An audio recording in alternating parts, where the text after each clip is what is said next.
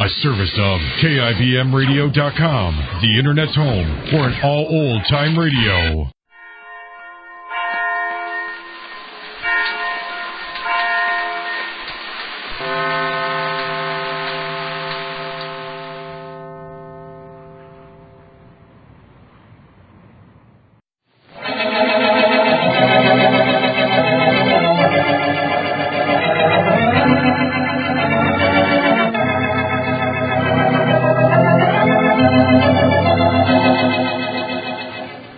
Kroger Tenderay Beef, no other beef so fresh can be so tender, presents Hearts in Harmony, transcribed.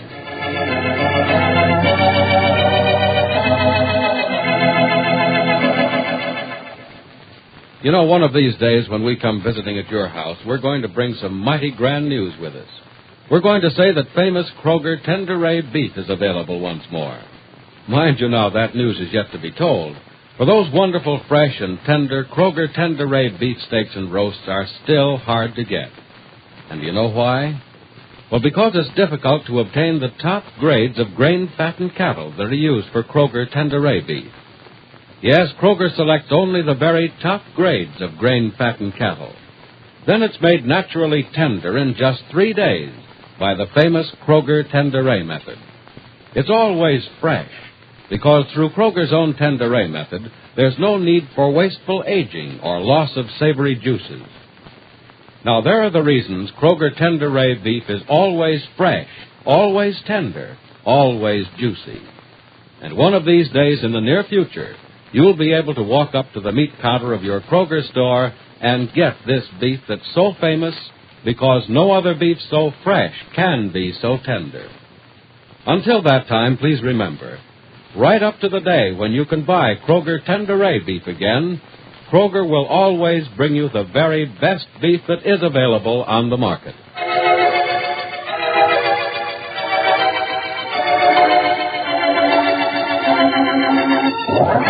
And now, Hearts in Harmony.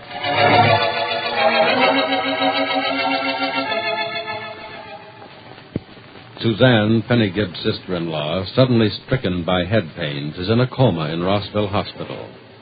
But Penny herself is in danger, for Bill Carver, Freddie Lang's former friend from New York, has threatened violence to Penny if Freddie does not join him in a robbery.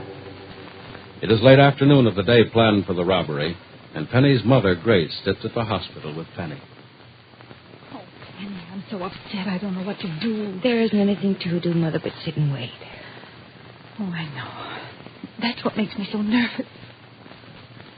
Oh, if there were just something I could do. I feel so helpless. Darling, not even Dr. Ryan can do anything until he finds out more about what's wrong with Suzanne.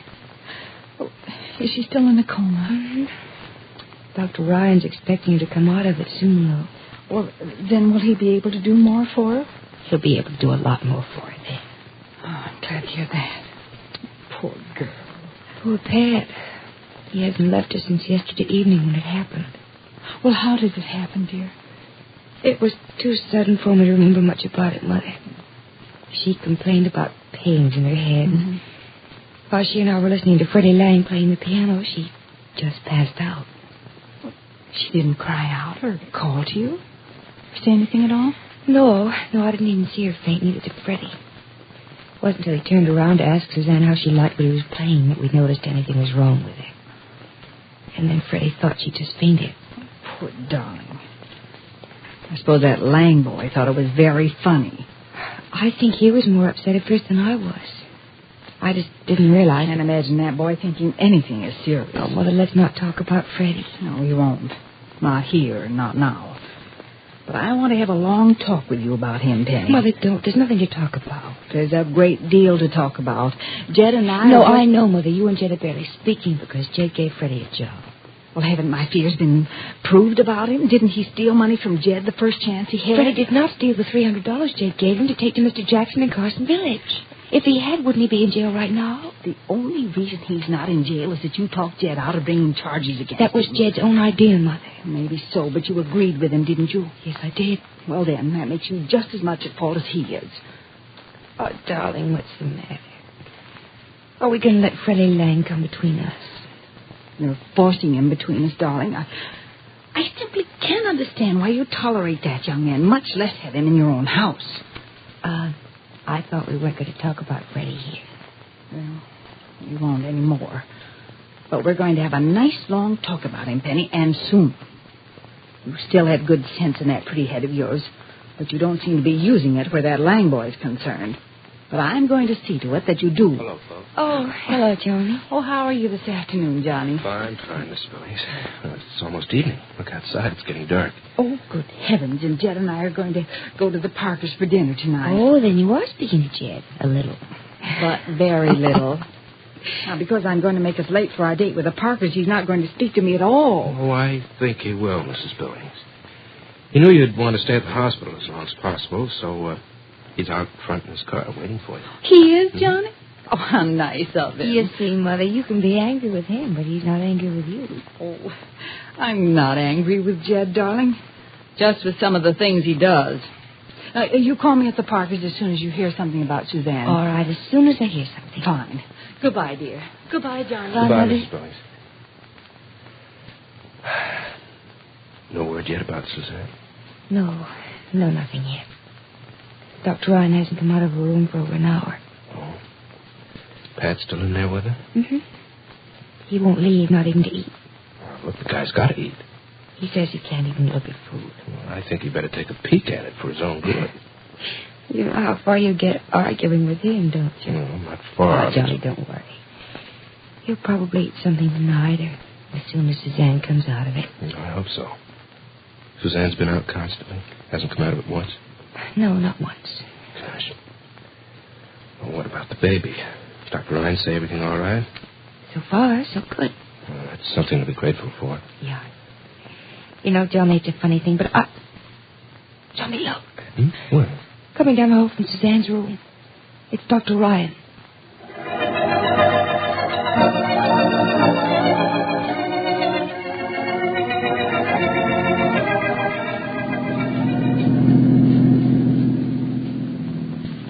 I'm glad we got away from the Parkers early, aren't you, Jed? Well, yes, I am, Grace, but I don't think it was very polite for us to eat and run. Oh, but they understand, I'm sure.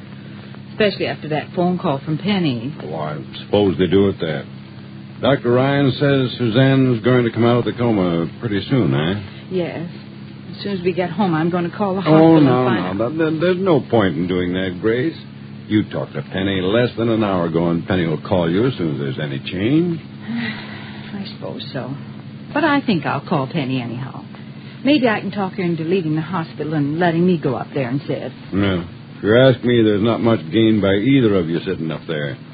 What good are you doing Suzanne or yourselves? All you do is sit in the hall and worry and fret. Oh, I know. It does seem useless. But, Jed, if anything should suddenly go wrong, someone should be there with Pat. Someone could get to him soon enough. Why, you can almost see the hospital from here.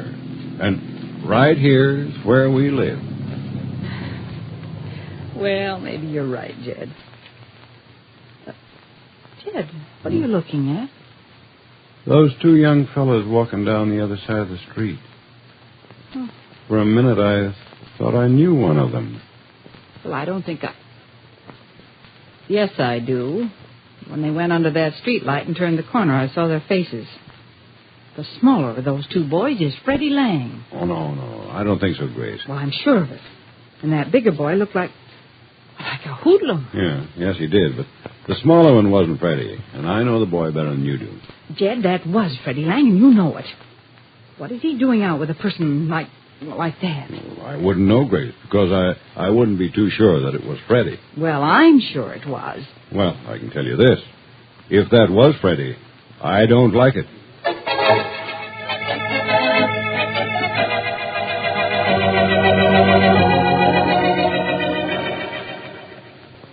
No, Mother, there's no need for your coming to the hospital. Oh, but Penny, you've been at the hospital all day, dear, and it's nearly 10 o'clock.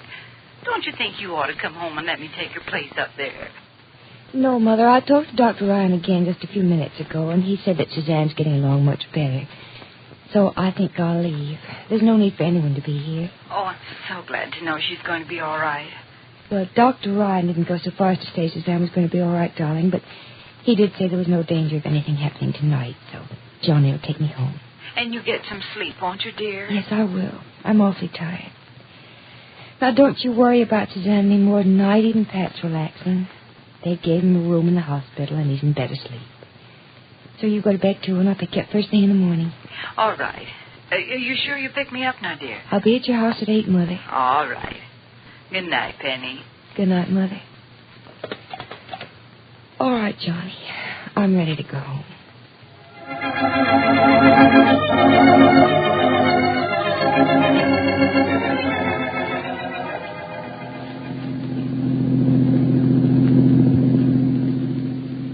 Beautiful night for a drive, isn't it, Penny?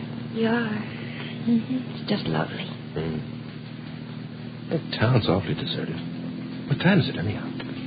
Oh, it's almost 11 o'clock. Oh, see, it is getting late.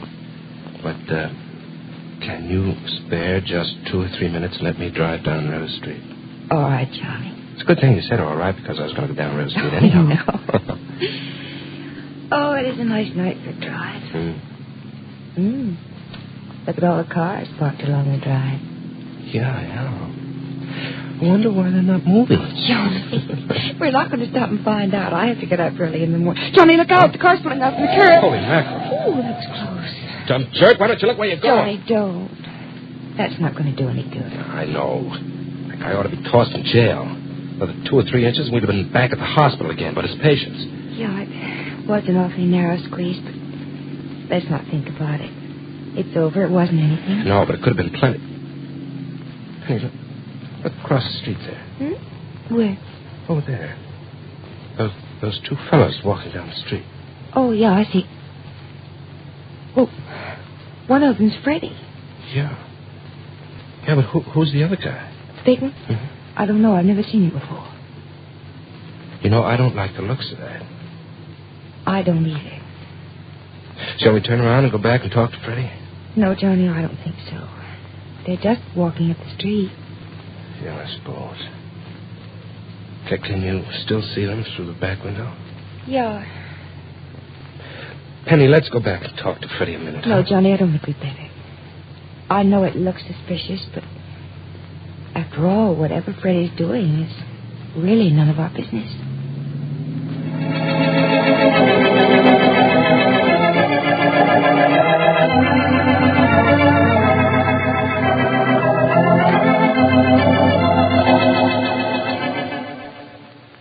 Is Penny going to be sorry she didn't turn back and talk to Freddie?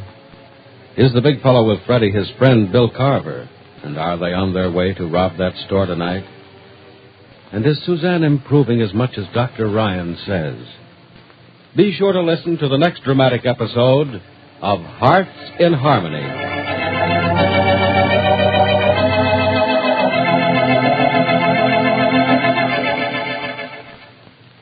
There's a grand and glorious day coming soon.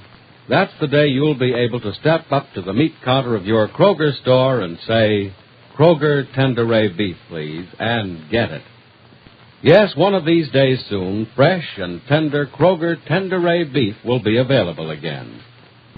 But while you're waiting for that day to arrive, just remember that Kroger will always supply you with the best beef that is available. And remember that your Kroger store offers you a tantalizing selection of fine meats, seafoods with an ocean-fresh flavor, and real country-tasting poultry, and priced for real thrift. So for the finest in foods, go to your neighborhood Kroger store.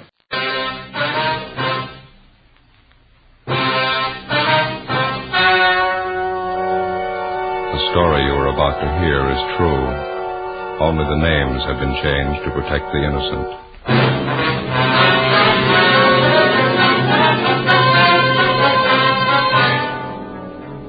You're a detective sergeant. You're assigned a missing persons detail. A wealthy businessman in your city drops from sight.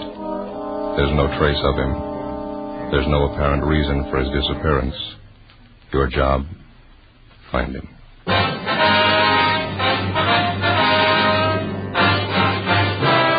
Dragnet, the documented drama of an actual crime.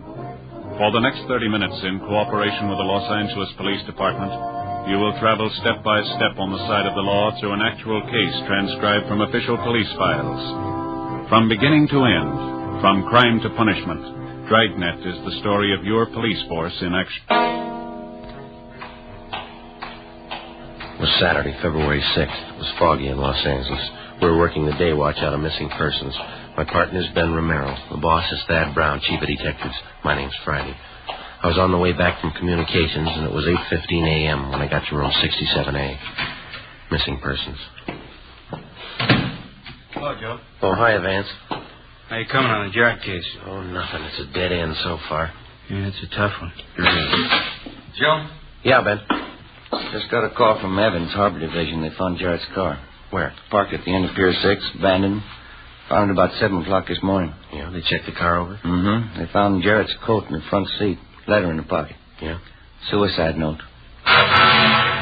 John Keith Jarrett was a prominent and prosperous man. He was a well-known civic figure and socialite. As a young man, he'd inherited a moderately successful business from his father, and over a period of 20 years built it into a $1 million concern. He was apparently happily married to an attractive woman, and he was the father of 2 grown children, a son, Keith, age 26, and a daughter, Evelyn, age 23. According to his friends, business associates, employees, and advisors, there was no logical reason for Jarrett taking his own life. The letter found in the abandoned car on Pier 6 was brought downtown and the handwriting checked. It matched perfectly with the other specimens of Jarrett's writing. There was no sign of the gun which Jarrett was supposed to have carried.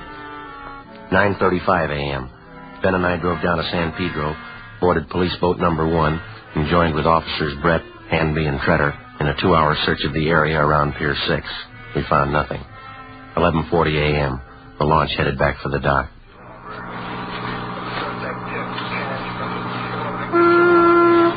I can't make it out. Not a trace. Well, it might take a little time. Pretty fair chance that the tide swept the body out of the area. It'd still turn up. This fog's not helping much. Yeah. Maybe I'm just ornery this morning, Joe. I sure can't buy this thing the way it stands. I'll put in with you there. Jarrett disappears Thursday night after work. His car doesn't turn up till this morning. He made up his mind to jump off the pier. Why'd you stall around an extra day and a half? I don't know. How about Miss Jarrett? When's she due back? Flying in late tonight from Sacramento. We can check her in the morning. Now, looks like we're just about in. Yeah. Well, the crime lab ought to be through checking the car, huh? Yeah, just about, yeah. These boys on PD1 sure can handle this thing, can't they? Sure can. Well, I'm going to call in from the phone on the dock. You want to stand by here a minute? Okay, watch your step there, Joe. It's slippery. Yeah, all right.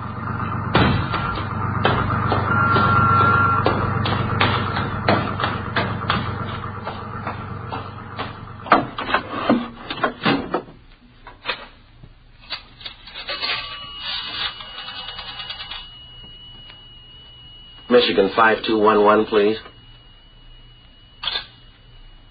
All right. Crime lab, please. Hi, Lee. Joe Friday. Did you look over that car? Mm-hmm. Where? Oh. Yeah, we'll check with you. Right, thanks.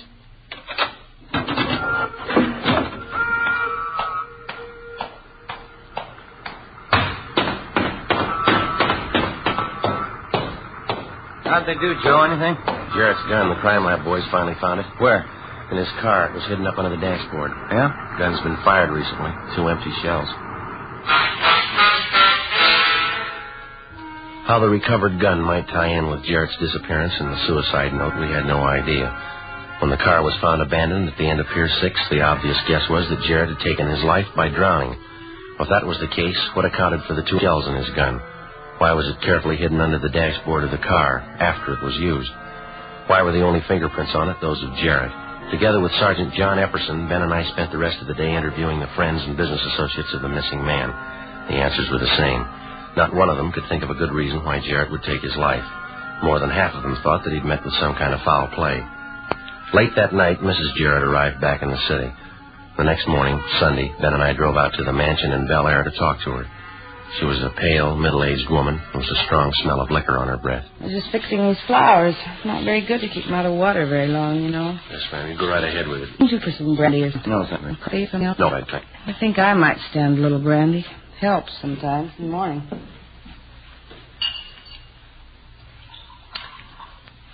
Sergeant, I'd like to have you tell me the truth. What do you think has happened to my husband? Well, that's just what we're trying to find out, Miss Jarrett. All we have to go on is that letter that we found in his car. Oh. I can't believe there's anything in that. Jack and I have been married 31 years. He'd never take his own life. I know him that well. The letter was in his handwriting, ma'am. We've confirmed that. Yeah, that's why I say it's so confusing. Look. Isn't that a gorgeous rose? Rose scarlet, they call it. That's gorgeous. Yes, ma'am. Would it be possible for us to talk to your son and daughter, Miss Jarrett? Just a routine investigation. Well, I'd rather not have Keith or Evelyn brought into this, if you don't mind. Are you sure you wouldn't care for some brandy? No, thank you. Thank you. I don't mean to sound arbitrary, ma'am, but this case isn't exactly trivial, and I'm afraid that your son and daughter will have to be brought into it sooner or later. Well, can't be helped, I guess. If you like, I'll give you their addresses. Keith lives in Hollywood, and my daughter Evelyn has an apartment near Malibu. Either one married? We're both single now. Evelyn's been divorced. Mm-hmm. Any trouble between you and your husband? I mean, any recent arguments? Yeah? Not recent, no. We didn't get along too well, that's all. Well, you don't think any family trouble could account for Mr. Jarrett's disappearance, huh? I don't think so. Jack and I rarely argued. We didn't get along, that's all. It was no worse last week than it was 10 years ago. Oh, he has his work. I have my interests. Worked out as well as a lot of marriages, I guess. I'd better get on with these flowers. No offense intended, ma'am, but you don't seem too disturbed by what's happened. Suicide note and all? No. I guess I don't. You don't think this marriage trouble that you mentioned a little while ago could lead to your husband's suicide? Well, it didn't mean that much to Jack. Good or bad, his family never meant that much to him. Oh? It was always the company, business, making money. We never worked out. Jack didn't care about having a real family. It didn't mean that much to him. He wrecked everything I ever wanted. I won't bore you with the story. Do you know of any business troubles that might have upset him? No. Jack never discussed business with me. He had his own interests. The children had their own interests. I guess I have mine. Ma'am? I drink, Sergeant. It's something to do. I drink every day in the week. I drink quite a bit. It's only been since the children left. I blame them. Jack didn't care. Guess I don't care myself anymore. We never were a family. Do you know if your husband's seen your son or daughter recently? No, he never visits them. He never had anything in common with them. And you still don't think that this trouble has any connection with what might have happened to Mr. Jarrett? Maybe. I don't think so. Doesn't seem to matter that much to me. How do you mean? Well, it doesn't matter, Sergeant. I don't hate Jack. I don't love him. Yeah. I just don't care, that's all.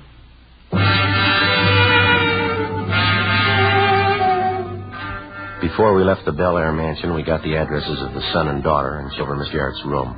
No leads. 1 p.m., Ben and I drove down to Malibu to interview the daughter, Evelyn Jarrett. She lived in a small, modernistic cottage bordering on the beach. She was attractive and well-dressed. At the age of 23, she'd been twice married and twice divorced. She sat on the sofa filing her fingernails while we talked to her. I don't mean to be rude, Sergeant. I have a date at 2:30. I don't want to be late. We'll try to make it as quick as possible, Miss Jarrett. We talked to your mother this morning. She told us you haven't seen too much of your father the last 2 years. Yes, that's right. None of us were ever really close to him. Well, when's the last time that you saw your father, Miss Jarrett? Well, up until last Thursday night, I hadn't seen him for about 5 months, I guess. Oh, you saw your father last Thursday night, was it? Yes, he called me that afternoon, said he wanted to have dinner with me and my brother Keith. Did you have dinner with him? Yes, a little Spanish place out in Melrose. Keith was late as usual. Wasn't that pretty unusual for your father, having you and your brother get together with him for dinner? Well, it didn't happen very often. Mother probably told you about that. Well, how did he seem that night? Did you notice anything unusual about him? No, he was pretty much the same as always. Asked Keith and me how we were getting along, if we needed any money. He didn't mention anything about leaving the city, going on a trip, maybe? No, he didn't. We had dinner, a few drinks, then I left. What time was that, Miss Jarrett? A little after midnight, I think. Well, Keith and my father stayed on. They said they were going to have a few more drinks. I see. Care for a cigarette? No, thank you very much. Here you are, I've got it. Thank you. How was your father when you left him, Miss Jarrett? In pretty good mood? Oh, he and Keith were arguing as usual. After a few drinks, they always argue. Anything serious? I don't know. Keith had some debts. He wanted Dad to pay them off. There's one thing I'd like to ask you, Sergeant. Yeah. I read the story in the paper, that gun you found in my father's car. Was it an inflated revolver, a .32? Yes, that's right. There were 2 shells fired. Funny. Dad hasn't had that gun for a year. Reason I know is because after my divorce I moved into this place alone. I thought it'd be a good idea to have a gun around, so I asked my father for his. Yeah? He told me he'd given it away already. He didn't have any more use for it. Who'd he give it to, do you know? Told me he gave it to my brother Keith. That was almost a year ago. Oh? It must be a mistake. If Keith had the gun, how could they find it in my father's car?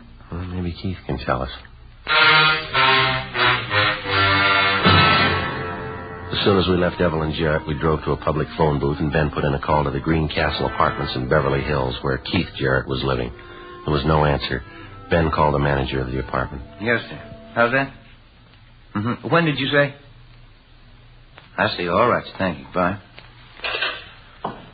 Yeah, we got something. What's that? Jarrett's son doesn't live there anymore. Manager says he moved in a hurry. Yeah, when? Thursday night.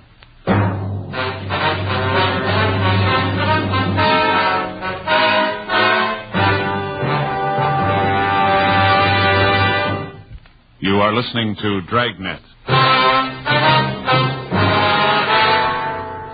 Sunday, February 7th, 4 p.m. Ben and I drove to the apartment vacated by Keith Jarrett and checked it over. No leads. We called Mrs. Jarrett and her daughter Evelyn. They had no idea of Keith's whereabouts. Mrs. Jarrett suggested that we call a fashionable tennis club out in Hollywood to which her son belonged. There they told us that Keith Jarrett was scheduled to play in a tournament match on their courts the following morning. Monday, February 8th, 10:30 a.m. We checked in at the tennis club.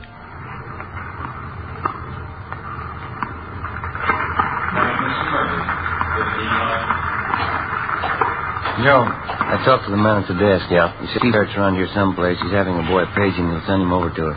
Okay. Wonder if this is where he moved after he left the apartment. No, I talked to the clerk at the desk. They don't have living quarters here. And that's sure a beautiful stretch of lawn, isn't it? Yeah. Wonder if they have any trouble with gopher. Nice shot. My name's Jarrett. You gentlemen looking for me? Oh, yeah. We're police officers, Jarrett. We'd like to talk to you a few minutes, if you don't mind. Oh, not at all. Got a match coming up. Yeah, I got time. What can I do for you? It's about your father, Jarrett. We've been assigned to the case. Thought you might be able to help us out. Oh, yeah. I'll tell you anything I know. Figure suicide. Kind of unusual. We haven't spent much time together the last couple of years. My father and I didn't get along too well. How did he seem to you Thursday night, all right? Yeah, pretty much the same as always. We ate, had a few drinks. That was about the size of it. What time did you leave the restaurant, you remember? Oh, 1:30, I guess. Did your father leave with you? Yeah, that's right. We drove to my place for nightcap, talked a little, and then he left. What'd you talk about, do you recall? Same old thing.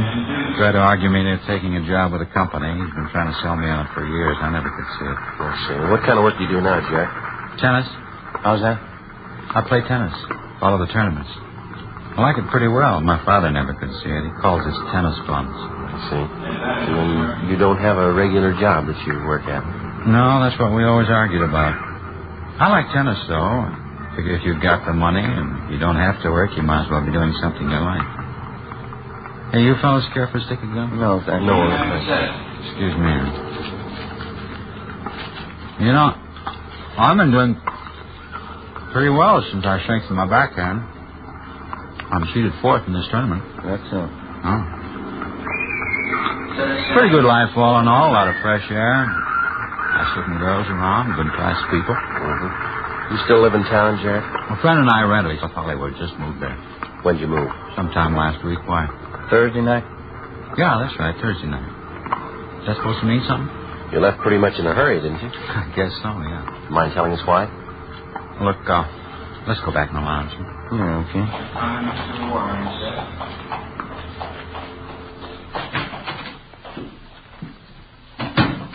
A little more privacy, no use advertising it. What's that? I got quite a few bills around town that need paying. Tried to get my father to cover them when I saw him Thursday night. He turned me down, so I figured the best thing to do was move. I'd lose some of the bill collectors for a while, anyway. Do you usually notify your family when you move? Well, I was going to let them know. I haven't gotten around to it yet. I don't think I get it, all these questions. Just routine, Jerry. We understand that your father gave you a gun about a year ago, a .32 revolver, nickel-plated. No, that's right. Well, if you had the gun, how come it was found in your father's car? Because he asked me for it back. Oh, must have been, 6 weeks ago. You say why he wanted it back? No, I didn't ask him. I dropped it off one day when I was going by his office. You can check with his secretary, Mr. Butler. Say, fellas, if you don't mind, I better run. I got that doubles match coming up. Just one more question, Jarrett. Can you think of a good reason why your father'd want to take his own life? Just one. Yeah? You met my mother?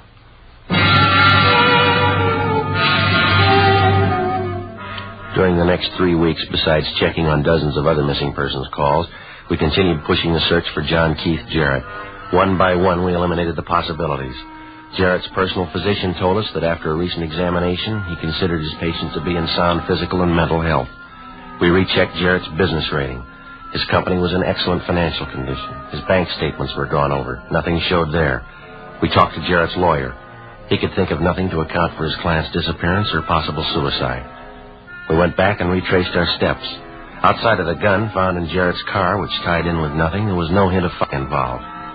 2 months went by. We kept pressing the search. We got nowhere. Thursday, April 11th, I had lunch at the Federal Cafe, and then I took our car, 80K, to the police garage for servicing. 1:15 p.m. I checked back in at the office. Joe. Hi. Got something. Yeah? The Jarrett case. This kickback just came through from Washington. Oh, let me see it. Here, look here. Here you go. Walter John Mitchell, Port Santa Tomas. Santa Tomas. Yeah, we've been there. A little fishing town north of San Diego. Oh, yeah, sure. Walter Mitchell, small boat operator, applied for a Coast Guard pass March 18th. Let me see. Check the fingerprints on Mitchell's application. Found to be the same as fingerprints on missing persons bulletin. Well, how about that? Yes, we made it. John Jarrett, Walter Mitchell. Same man, huh? 2 p.m. Ben and I checked out of the office, got in a car, and drove down the coast to Port Santa Tomas, a small fishing town with a population of 250. On his application for a Coast Guard pass, the man who signed himself Walter John Mitchell listed his address as Pier 2, berth number 11. When we checked there, the berth was empty. We talked to one of the villagers fishing from the pier. He pointed to a fishing craft lying halfway out in the bay and identified it as the Blanche S., Mitchell's boat. Said he was having engine trouble. The man told us that he had a small boat that he'd rent out for $2. We took him up on it.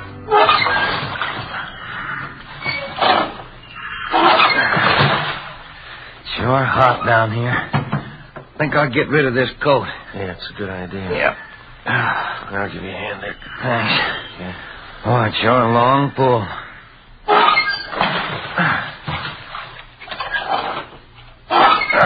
You want me to take over for a while? No, we're almost there now.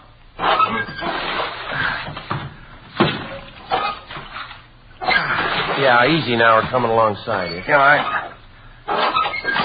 That ought to do it. Mr. Mitchell? Walter Mitchell? Yeah, coming. Who is it? Police officer, sir. I'd like to talk to you if you have a minute. Oh, all right.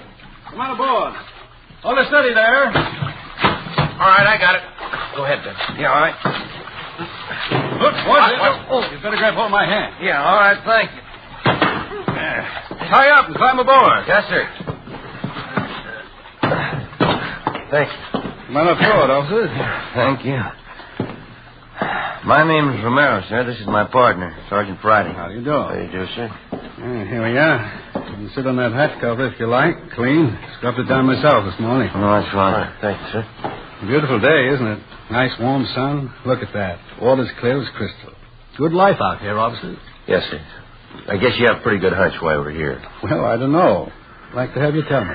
Well, your real name's Jarrett, isn't it? John Keith Jarrett? Yeah, I thought so. I've been halfway expecting it. Tell me, how'd you find it? Your application for a Coast Guard pass. Check the fingerprints on it. Well, yeah, but you didn't have anything to compare them with, did you? Well, when you applied for that permit to carry a gun, we got a set of your prints. They went out with the missing persons bulletin on you. Oh, yeah, I forgot. Washington matched up the prints and sent the information along to us. Yeah, it's all right. Sure handed to you fellas. I thought I was pretty smart covering up. Well, how about it, Mr. Jarrett? I mean, taking off like you did, don't you figure that maybe you have a little explaining to do? Yeah, imagine I do. You smoke? Oh, thank you. Yes, sir, I'd like one. Here, I got a match right here. Well, there's no need to tell you. You've had a lot of people worrying over you. I don't think there are too many. My secretary, maybe, right? Well, yes, sir. Look, I realize you men know your business. I know I don't have to remind you, but I just like to make it clear. What's that? I know a little bit of the law, and I want you to understand this. If you should tell anyone where I am, I'd consider it an invasion of my personal rights, okay? Any way you want it. Maybe you can't figure out my disappearing the way I did, but I think you know that legally I've done nothing wrong. I've respected the rights of the law, and now I want the law to respect my rights. Yes, sir. It's fine with us, Mr. Jarrett. There's just one thing. Yes, sir? We've chased down quite a few blind alleys on this thing. That false suicide that you staged, the gun, the letter. Do you think that maybe that earns us an explanation? I'm sorry about the legwork, believe me. You can hear the story if you want to, short version or long. Which one? Any way you want to tell it. Uh-huh. You met my family, have you? Yeah, we have. My wife? Yes, sir. My son, Keith? Yeah. My daughter? Yes, sir. Then you know what they're like. My wife's been an alcoholic for 8 years. Why be polite? She's a drunk. My son's a tennis bum. There's no other word for that. My daughter? Yes, sir. You know it as well as I do. 2 divorces, different boyfriend every week. You might as well be walking the street. I worked hard for my family, Sergeant. I was proud of them once. What would you do if they turned out the way they had? I don't think I could say, Mr. Jarrett. I don't know your family that well. There's a good reason you don't, Sergeant. I paid a lot of money to keep them off the front page. One jam after another. Scandal, 10 years of it. Covering up for them. I got tired of it. Dead tired. Maybe I'm just getting old. You men care for a cold bottle of beer? No, thank you, sir. Well, there's nothing more to tell, officers. I worked most of my life for my family. I've had 3 vacations in 20 years. I tried to do everything I could for them. They're rotting apart, Sergeant, all 3 of them. I didn't want to stand around and watch them rot. That's why I left. I see. They each have their own trust fund. They'll be taken care of. Yes, sir. Well, I guess it's none of my business, Mr. Jarrett, but do you think that you might have been to blame, maybe? Your children, I mean? I don't know. Maybe. If I made the mistakes, I guess I'll pay for them. It's not much fun changing your life when you're 52 years old. Gets lonely sometimes. Pretty lonely. Well, what are you going to do now, do you know? Sail around, I guess. Take the Blanchesse down to Mexico, all around, do some fishing. It's lonely sometimes. I'll get used to it. Say, you men wouldn't like to stay on board for dinner, would you? I'm even learning to cook. No, thank you, Mr. Jarrett. Guess we better start getting back, huh, Joe? Yeah, yes, we have. Well, thanks very much for dropping by, officers. Sorry about that extra legwork I caused you. Oh, here. What's this? $2 for the rent of the rope. Glad met you, Jarrett. Good to you. Same to you, Friday.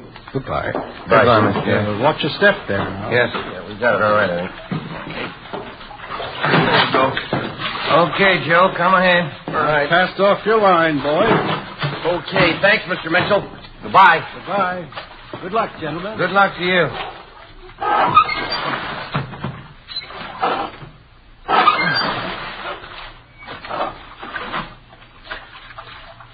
Nice fellow, that Mr. Mitchell, huh?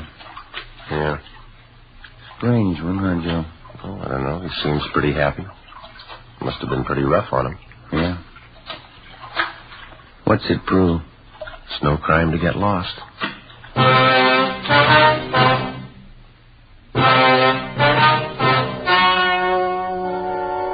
The story you have just heard was true.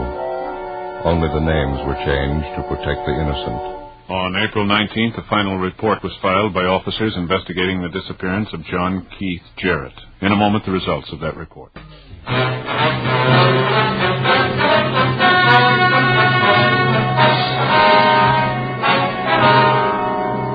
After a complete investigation by officers into the case, it was found that John Keith Jarrett had acted within his rights.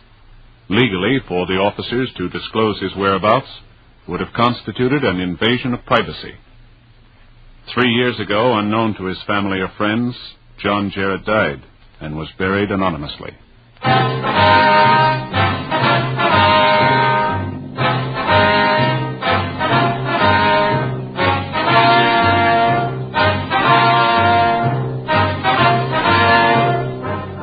You have just heard Dragnet, a series of authentic cases from official files. Technical advice for Dragnet comes from the Office of Chief of Police W.H. Parker, Los Angeles Police Department.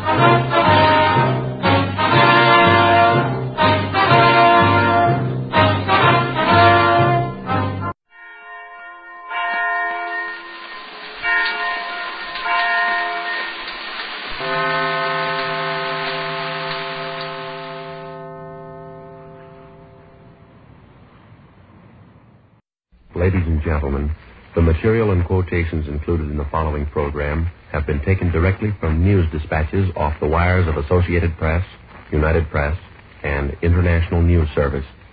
This news material is presented for your information without editorial comment. From San Francisco, the American Broadcasting Company presents 1 out of 7.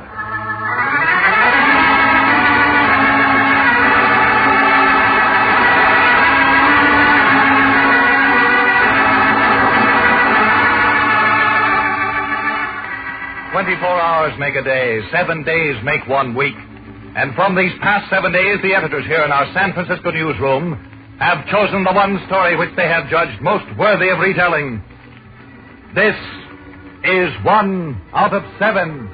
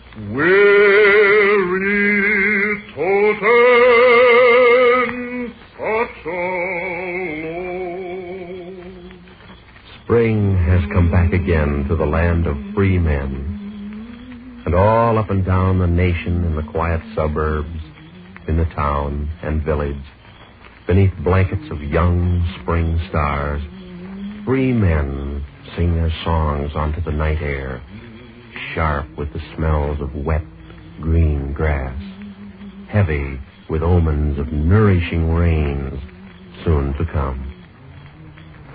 Yes, it is a wonderful thing to live in a land where men are equal, where men are brothers. It is truly a most wonderful thing. And all the more precious does it become when we realize that only a few years ago, in ravaged cities far beyond our eastern coast, this was the order of events.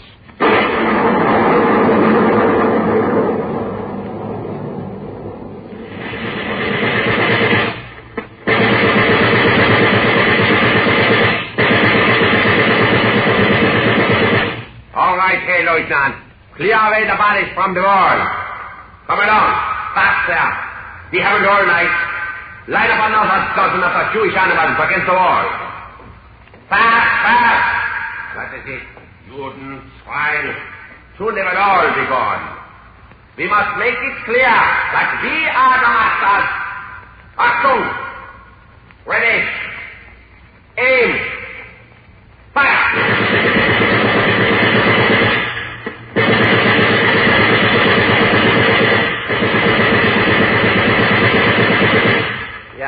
That is good. Clear them away. Skip along there. Bring up another dozen. Move. We haven't all night to know.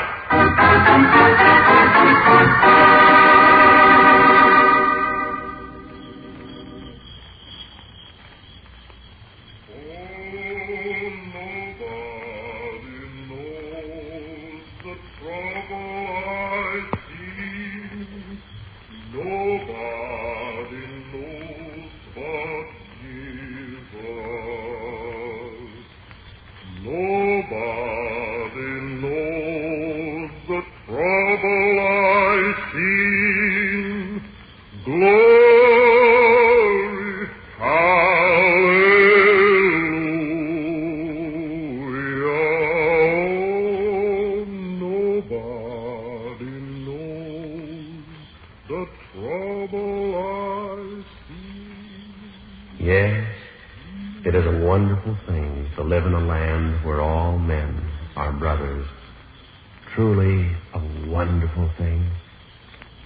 But in one small American town,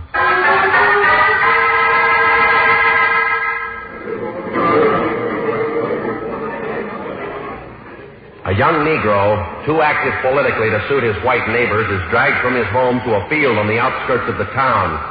There he is fastened to cross-like posts. His clothes are ripped from his body. A man with a huge whip advances toward him. All right, Negro. Maybe this will teach you to keep some of your equality ideas to yourself this time. You know, a few swats across your hide with this should convince you that we're the bosses down here. All right, boys, come on, men. Give me room. Stand back. All right, Negro. Here you are. And this. And once more. You ought to learn now. I'll teach you.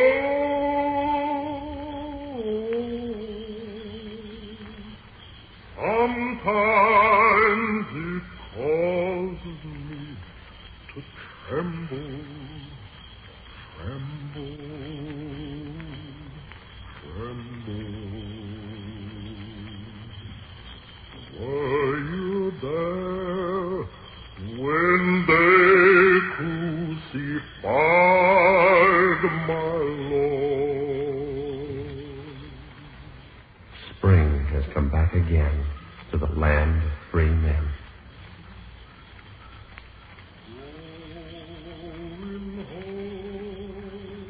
And all up and down the nation, in the quiet suburbs, in the town and the village, free men sing their songs onto the quiet night air, crammed with promise for better things and better times to come.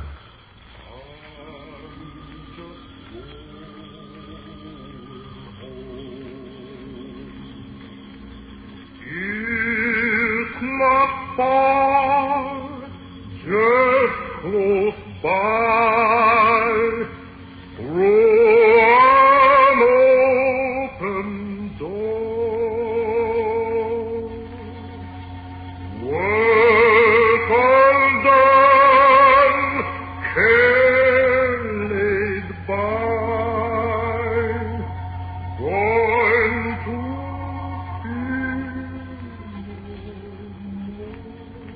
It is a wonderful thing to live in a land where a man does not fear because of his creed, where a man may cast his vote for what he believes in. Yes, it is truly a most wonderful thing. But last week, in the city of Birmingham, Alabama,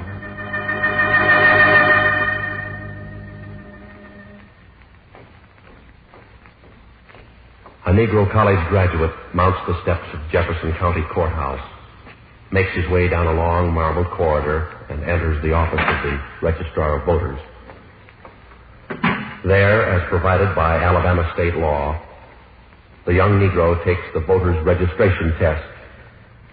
He explains intelligently and comprehensively the Constitution of the United States, translates on sight a very difficult passage of French, undergoes more tedious cross-examination. Finally, he is asked, All right, boy. Here you are. Read what it says here in this Greek newspaper. The young student studies the paper for a moment, and then he replies, Why, it says here that Negroes can't vote in the state of Alabama. That's absolutely correct, boy. You sure have caught on. Now listen. If you'll just step out that door you came in and slam it behind you.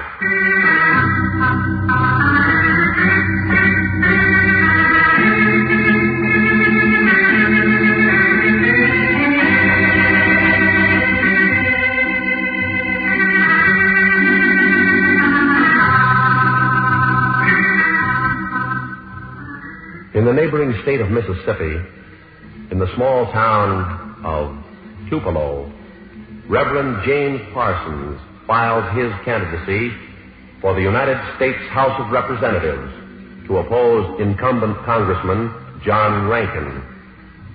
Immediately thereafter, the insurance on the church in which Reverend Parsons has served for 25 years is canceled. Reverend Parsons' daughter is a school teacher, so her teacher's certificate is immediately taken away. Reverend Parsons' son is away at Howard University for Negroes in Washington, and he is warned by telegram, "Your old man has fixed you good. Now don't try to come back to Tupelo if you know what's good for you. You got that?" Finally, one Sunday evening, after evening services at his church, Reverend Parsons is standing at the door to the vestibule when a group of men approach him.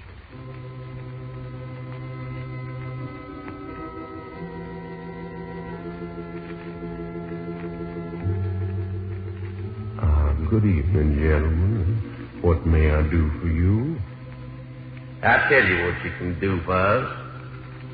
You can get out of town. Get out of town and get out fast. And don't try to come back, or we'll lynch you sure.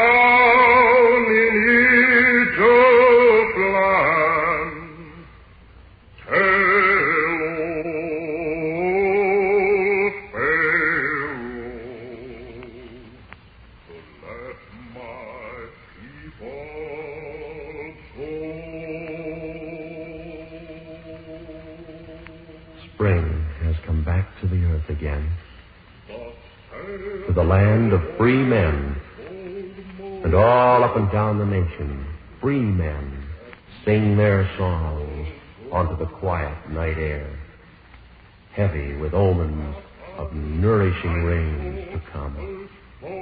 Dead, let my people go.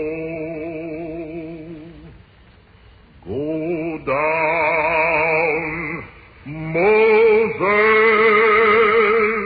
way down in Egypt land. Hello, Pharaoh, to let my people go.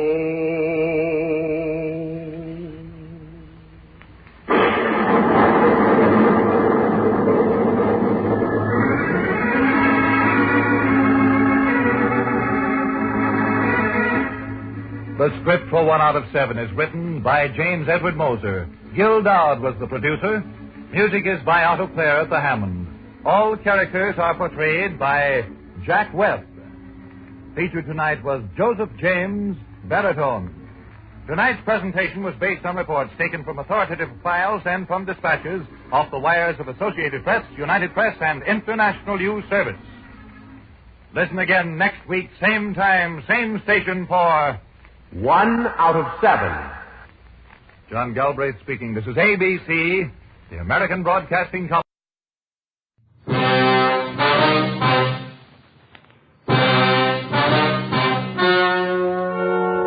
story you are about to hear is true. Only the names have been changed to protect the innocent. Fatima Cigarettes, best of all long cigarettes, brings you Dragnet.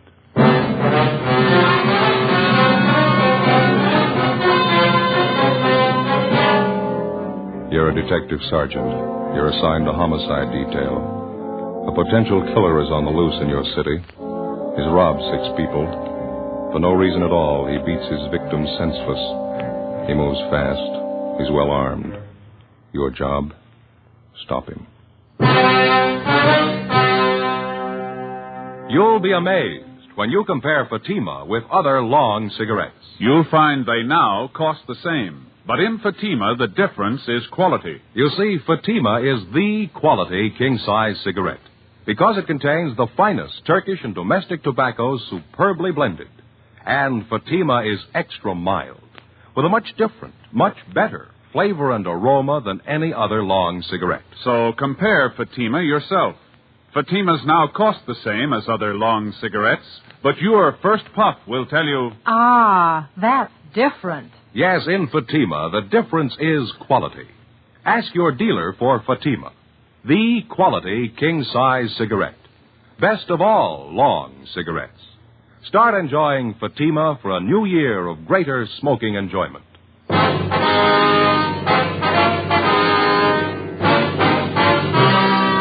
Dragnet, the documented drama of an actual crime.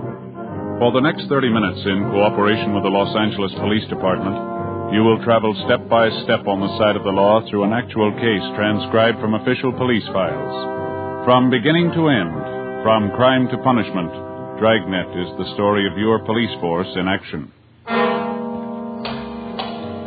It was Thursday, March 8th. It was windy in Los Angeles. We were working the night watch on a homicide. My partner's Ben Romero. The boss is Thad Brown, chief of detectives. My name's Friday. I was on the way back from the record bureau. It was 11:45 p.m. when I got to room 42. Homicide. Joe? Hi, Bill. Romero called about 5 minutes ago. He's on his way in from Georgia Street. Oh, thank you.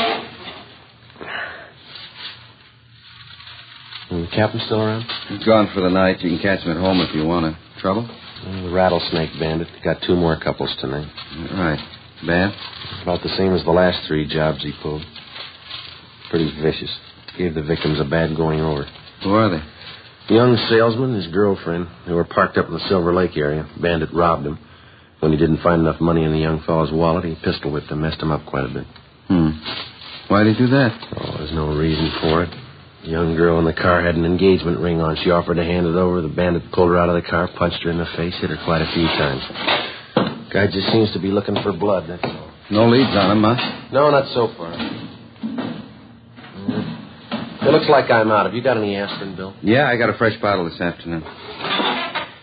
Lousy headache. I've had it all night. How about the thief's M.O.? The same, huh? Well, it has been so far. He works the outlying districts, parking areas. Doesn't seem to be any reason at all for these sluggings. The victims all agree on that. No provocation at all. The guy just seems to get a kick out of punching in somebody's face. 2 pills in it? Oh, yeah, that's fine, thank you. Boys in robbery turn up anything? No, neither have we. Bandit operates in hot cars. He's got a few good prints to work with. No make, though. Guy works alone, huh? Well, he did for the first 2 jobs. Last few times he had a bright-looking blonde with him. Good-looking, you know. Nice figure. Victims say that she stands by and just seems to egg him on. Seems to get a big thrill out of it, I guess. Hi, Bill. Joe? Hi. How'd you do, man? Doctor didn't think it'd be a good idea to bother him too much tonight. We can talk to him tomorrow. Well, how about the hold-up man's description? Did you get that? Yeah, from the girl. Matches what the other victims gave us. She didn't see the getaway car, though. Didn't have a chance. Well, how about the young fellow? Is he still unconscious? Yeah, they're going to move him to the county hospital. You should have seen his face. Yeah? Terrible. It's a mess. This bandit's girlfriend, the blonde, nothing at all on her? Victim says she's got a nice figure, good looking. Quite a few like that in Los Angeles. What are they getting out of these stick-ups anyway? Can't be too much, huh? Oh, that's just it. None of the heists have netted them more than $50. Hardly worth the trouble. Hot shot. I'll get it. What is it? Rattlesnake Bandit. He got another couple. Where? South end of Echo Park. Yeah? He shot both of them.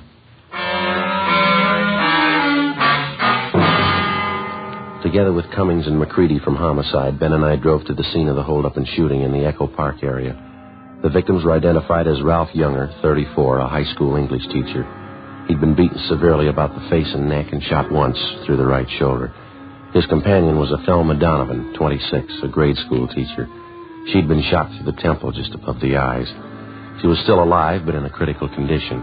We questioned Ralph Younger briefly before he was removed by ambulance to the Georgia Street Receiving Hospital. His description of the holdup man tallied exactly with that of the Rattlesnake Bandit.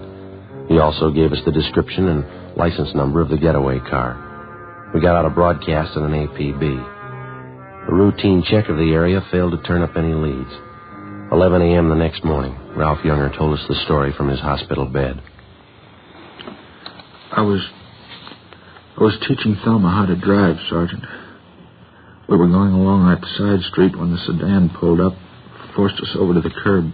Was your friend, Miss Donovan, was sitting in the driver's seat then? That's right. I got out on my side and started over to ask this fellow what he was doing. Crowding us like that.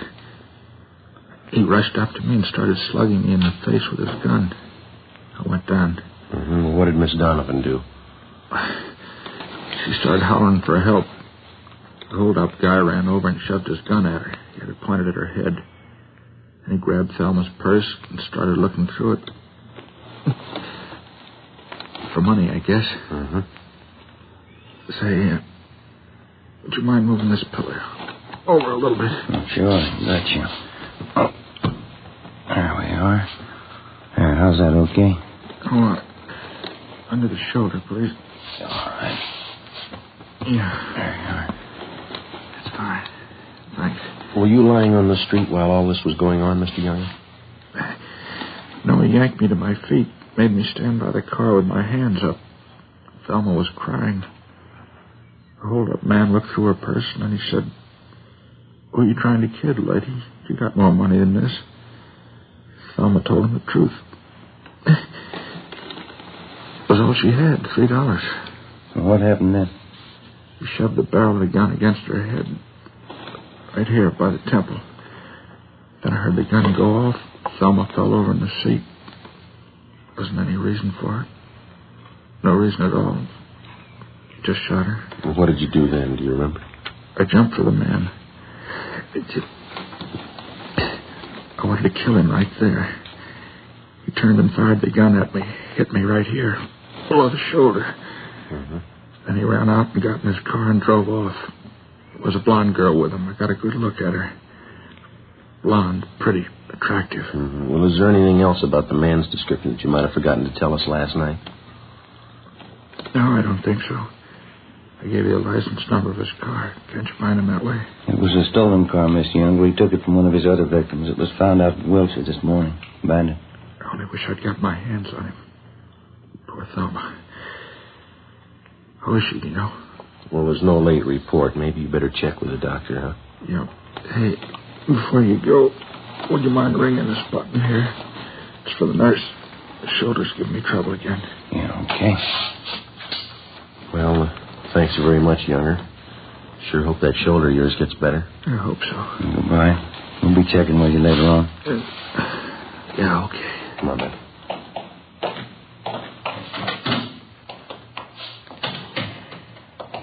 Romero? Joe? How'd you do, Bill? Checked with the doctor. Donovan girl's still unconscious. Pretty critical. Mm-hmm. What'd the doc say? Is she going to pull through? She might. They can't tell yet. One thing sure, though. What's that? Bullet did a lot of damage. Yeah.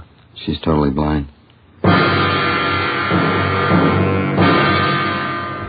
4 days before a bullet from the hold-up gun had blinded schoolteacher Thelma Donovan for life, the Rattlesnake Bandit and his blonde girlfriend were unknown to the city of Los Angeles. In the space of little more than 96 hours, they'd robbed and slugged a dozen people from one end of the city to the other. In every case, the attacks were just about as brutal and vicious as they were unprovoked. The amount of money taken from each victim was negligible. The only apparent conclusion was that the bandit and his girlfriend were out for blood. That night, despite a citywide alert to all radio cars and patrolmen, the suspects robbed and slugged two more couples between the hours of 10 p.m. and midnight. Between midnight and 1:30 a.m., They got 2 more victims. 2:30 a.m. Ben and I got back to the city hall, the carpool. 11A, 6th Spring, 118, 6th Spring.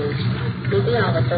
Looks like a place over there, huh? Mm-hmm. Wonder how McCready and Cummings made out. I hope they got more than we have. Yeah. Yeah, this is good right here. Want to get the radio, Joe? Yeah, fine. Let's go. Doggone it, I knew I forgot something. What's that? Cigarettes, you got any left? I don't think so. Old pack is all. No, there's one left in here. No, that's all right. I can't take your last smoke. Oh, go ahead. There's a machine upstairs by the elevator. I'll get some. All right.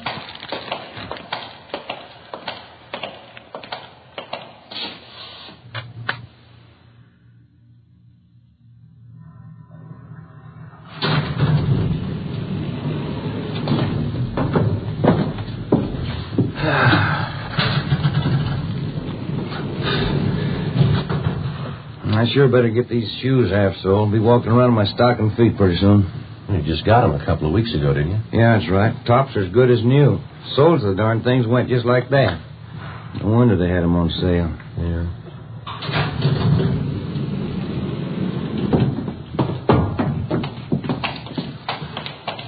In just a minute, I want to get those smokes. Oh, yeah.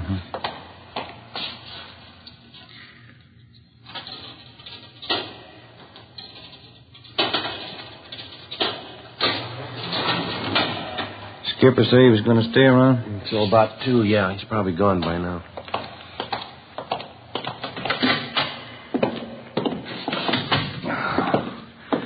It's a long day. Is there anything in the book? Just a minute. Yeah, your wife called. I want you to get a refill on that prescription for your little boy. Oh. Hiya. How'd you two do? Nothing. How about you? Chandler called from robbery a minute ago. Thinks they may have something. Yeah? At 211, big service station out on Pico. Hold-up man had a blonde in the car with him. What about description? Jives pretty well with the guy we're after. Well, the M.O. doesn't. That thief and his girl haven't tried anything but car hold-up since they started. How'd they manage the job? Well, you know how they've been operating for transportation. They rob the people, steal their car. When they reach another victim, they transfer to his car. First time they switched that system was tonight. The hold-up on South Hoover, the man and his wife. Instead of changing over, they stayed in the blue Chevy coupe. Same one they took in the job before that. Up to now, they've used the same hot car in the last 3 jobs. Sure going to help if they stick with it. What about the gas station attendant? Well, excuse me, Crowley Chandler. Homicide Cummings. Yeah, Glenn. 5 Paul, 389. Right, thanks. They dug up a witness to the gas station job. Suspects drove off in the blue Chevy coupe. License 5 Paul, 389. Same car, huh? It stops me. What was the take? $23. Slugged the attendant, took off. The broadcast's out. Area's been alerted. Nothing yet. Okay, man. Yep. Sure is growing into a long night. Yeah, you're going to cover, huh, Bill? Yeah, till Fergie gets back. Right. Well, we'll be checking with you. Got it? Homicide Romero. Yeah. How's that? Yeah, right, thanks. Drugstore on South Fed, 211, slugging. Blonde girl drove the escape car. Yeah. 5 Paul, 389. In the next 3 hours before dawn, the Rattlesnake Bandit and his blonde girlfriend held up and robbed a restaurant and 2 more service stations and made good their escape. For some unknown reason, they continued to use the same stolen car, the blue Chevrolet coupe. By noontime the following day, composite pictures of the hold-up couple were drawn up by the crime lab artist from the descriptions given by the victims. The pictures were printed up and given wide distribution throughout the city. The description and license number of the escape car was in the hands of every radio car and patrolman in all divisions. The search was intensified. It got us nothing. The following night and early morning, without even slowing their pace, the suspects added 4 more holdups and sluggings to their credit. One of the victims was Fred Lerner, proprietor of a small lunch counter near 18th and Olive. I've been held up before, officer, 6 times. Never saw a punk as hard-looking as this guy, though. You're sure about the description, Mr. Lerner? Well, he stood just as close as you're standing to me now. Wild look in his eye, waving that gun around. I wasn't taking any chances. I gave him everything. Well, how much was that? $18.50. Well, how about the getaway car? You're pretty sure of the make and the color? Well, I ran to the door there as soon as they left. Saw him drive off. There's a license. Just wrote it down. It's 5P389. I saw the whole thing. Sure surprised Lois would tie up with a punk like him. Lois? Who's that? Well, you know, the blonde who drives the car for him, Lois Hagen. Well, how do you know that's her name? She used to be a waitress, worked for my brother. Lois Hagen, blonde. I spotted her right away in that car. Yeah? Yeah, sure, Lois. Didn't you know it was her? 7:30 a.m. We put in a call to the record bureau and had them check on the name and description of Lois Hagen. No make, no previous record. With the help of Fred Lerner and his brother, we traced the Hagen girl to a drive-in where she used to work. There, we checked the employment records and got an address on her. 1800 Norwich Drive. Turned out to be a small apartment house in West Hollywood. Ben checked with the landlady while I waited in the car. Transfer point 2. 180, transfer point 2, unit 135. Well, that's it. What'd you get? Talked to the landlady. She's managed the apartment for 16 years. Yeah? She never heard of Lois Hagen.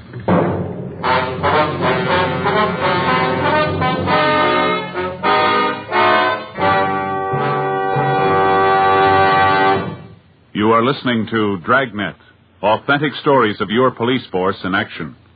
And now, here's an authentic report from Fatima Cigarettes. 1949. Fatima more than doubled its smokers coast to coast. 1950.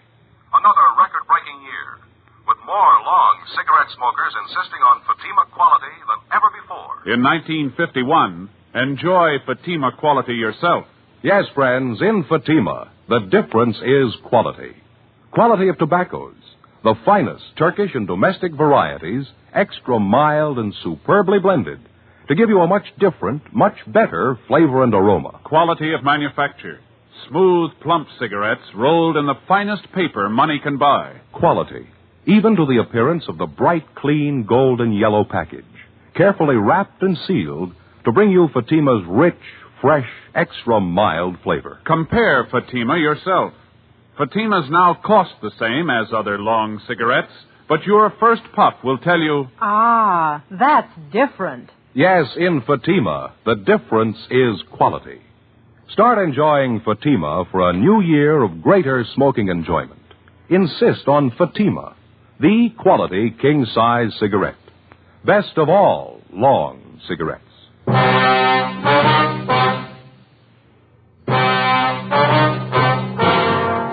Tuesday, March 13th. That night and the one following, the Rattlesnake Bandit and his blonde girlfriend, supposedly Lois Hagen, continued their campaign of holdups and sluggings. They robbed 2 liquor stores, an all-night cafe, a cigar shop, and 2 more service stations. In each case, the descriptions of the suspects and their getaway car was the same. Routine investigations got nowhere. Ben and I went to work checking out the thin lead that we had on the girl known as Lois Hagen. After 3 days of pounding the pavement and asking questions, we found 2 former waitresses at drive-in restaurants who had worked with Lois Hagen. Both of them gave us addresses where they thought the Hagen girl had lived at one time. One of them was a phony. It was a vacant lot. The other panned out. It was a rooming house out in the Boyle Heights district. The manager told us that the Hagen girl lived there 2 years before. She told us that as far as she knew, the girl's mother, a Mrs. Ernestine Hagen, still ran a small French laundry on South Hobart Boulevard. We found Mrs. Hagen working in her shop. She was a small, thin woman with gray hair. Yes, I have a daughter, Lois. What's the matter? I'd like to talk to her, Miss Hagen. Do you know where we can locate her? Probably sounds funny to you. I haven't seen my daughter in 2 years. Well, do you have any idea where she's living, ma'am? No, she's not much of a daughter. We didn't get along. As I say, 2 years ago we had an argument. She left me. Never wrote a letter. I just don't know. I see. I heard she was living in Detroit for a while. I guess she's back here now. One of my lady friends, Mrs. McCormick, saw Lois shopping out in Hollywood. That was about a month ago. Mm-hmm. How old is your daughter, Mrs. Hagen? She'll be 20 next month. She looks older than she really is. Won't you excuse me, please? My flat iron back here. I have it heating. Certainly, ma'am. Do you have a copy of the composite picture of the girl? Yeah. That's right here. Okay. I didn't realize it was getting so late. I have this rush order to get ready by 4 o'clock, officers. If you want, you can come back here. We can talk while I get it out. All right, ma'am. Thank you. Come on. There's a chair there, if you like. Oh, thank you. Seems I'm always so busy lately. I used to have some fine help. Not so easy to find anymore. This iron seems awful hot. It's all right. I wonder if you'd mind looking at this picture, ma'am, this one here. All right. Looks something like Lois. You're looking for her, is that it? She done something again? Well, we're not sure, ma'am. Has she been in trouble before? I can't be more ashamed of her than I already am. Yes, she's been in trouble before. She was nothing but trouble. My only child. Her father died when she was a baby, but I guess she needed a father. I couldn't do anything with her. Was your daughter ever in any serious trouble? With the police, I mean? I don't know, maybe. She was. I didn't hear about it. And I tried to understand her. We never got along. I don't know. This makes me sick to think about it. Well, how about her friends, Mrs. Hagan? I mean, her recent friends. Do you happen to know any of them? No. Lois never brought them home. I knew they were tramps. I heard the way the neighbors were talking. Trampy fellas, trampy girls, drinking, doing things. You know, she learned those things at home. Well, what was Lois' last known address? Do you have any idea at all? Place in Boyle Heights, a boarding house. Last I heard of Lois, she never wrote a letter. That's another thing. Yes, ma'am. She could have had the best education any girl could want. I worked 12 years in the laundry here to give it to her. I sent her to the convent. Even the nuns couldn't do anything with her. She only sassed them back. She finally quit altogether. I don't know. Can you think of anybody who might know where your daughter is? Maybe one of your relatives? Yeah, we don't have any relatives here. I have a brother in Ohio, that's all. This lace blouse is in an awful lot of trouble. Would you pull out that plug, Sergeant, please? Yes, ma'am. I wonder if you have a picture of your daughter that we could borrow. We'll see that it's returned to you. Yeah, all right. I got lots of pictures of Lois. She's a pretty girl, you know. Looks quite a bit like me when I was young. Yes, ma'am. Well, thanks very much for your time. Even the nurses at the hospital said it when Lois was born. Beautiful child. Certainly strange, isn't it? How's that? When they're babies, they all look so clean and so good. Yes, ma'am. What happens to them? Before we left Mrs. Hagan, we got a photograph of her daughter, Lois, and then we drove back to the office. We spent the rest of the afternoon showing the picture to several of the robbery victims. All of them identified the Hagan girl as the bandit's accomplice. We got out a supplementary broadcast. That night, the hold-up couple failed to put in an appearance. The following night, the same. Not a sign of them. Still no sign of the escape car either. Where they might be hiding out, we had no idea. The search went on. Repeated checks through the stats office and the record bureau failed to turn up any new leads. We stayed on it. 4 nights later, the still unidentified hold-up man and Lois Hagan started in all over again. 2 drugstore hold-ups, 2 robberies of couples and parked cars. All of the victims were beaten senseless. Monday, March 19th, 8 a.m. Joe? Hi. They turn up anything last night? 2 more jobs. Both victims identified the Hagan girl as the accomplice. Anything else? Still using the same escape car. That's about it. Yeah. Well, we're no closer than we were a week ago, huh? I checked the hospital on the druggist they log. How's he doing? I don't know yet. Still unconscious. I get it. Homicide, Friday. Yeah, Mike. Where? Yeah, right away. What have you got? 32R. They're out on 18th and Hill. Yeah? The hold-up car. They just spotted it. 8:20 a.m. Together with Cummings and McCready, we drove out to 18th and Hill, where the officers in Unit 32R had the hold-up car staked out. It was parked in the back of a large service station on Hill Street near the corner of 18th. We talked with the manager, and he told us that a blonde girl answering Lois Hagan's description had left the car there earlier that morning just to have the distributor fixed and the battery recharged. She told him that she'd called for the car early that night. Because of the way that the service station was situated, it would have been impossible to stake out on the blue coupe without making it look obvious. We explained the setup to the manager and made arrangements for Ben and I to pose as employees. That way we could keep a close watch on the car until the suspects called for it. Cummings and McCready holed up in a coffee shop directly across the street. 2 teams of men from robbery covered from their vantage points. Ben and I took up our posts as supervisors of the station's 10-minute car wash.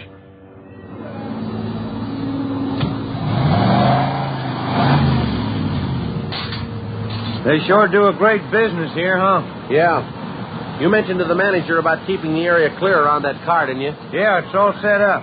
We're not going to have an excuse in the world if we miss those two. Yeah, if they show up.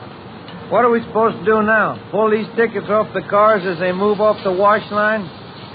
Yeah, that's all. Just slip the tickets in that box over there, see? Mm-hmm. Must have run them a few dollars, huh, installing all this equipment. Seems to be paying off, doesn't it? What time you got now? A few minutes past 4. Want to smoke? No, I just put one out. 1 a.m. Ben spotted a young blonde girl turn the corner onto Hill and start up the street toward the service station. As she came closer, she looked to the right and the left. She paused in front of the station, looked on both sides of the street, and then she turned completely around and walked on past. It's Lois Hagen. She's going right down to the corner. How about it? Yeah, I'll put in with you. How about her tail? We can't just let her walk away from us. No, just a minute. Take a look. She's turning around. Coming back this way. She's coming in. Yeah, we better get back to our car. Looks like it. Come on. Right. The young blonde entered the garage office, paid the repair bill, and drove off in the hold-up car. Ben and I followed in 80K. Cummings and McCready tailed us. The blue coupe moved 2 blocks down Hill Street and then turned into an apartment garage. We parked on the street, went in and got the manager out of bed. We showed him Lois Hagen's picture. He told us that she was registered alone in apartment 16. He failed to recognize the description of the hold-up man. McCready and 3 men from robbery covered the front and back exits. Cummings, Ben, and I climbed the stairs to the 3rd floor. Number 16. Joe, you want to ring it?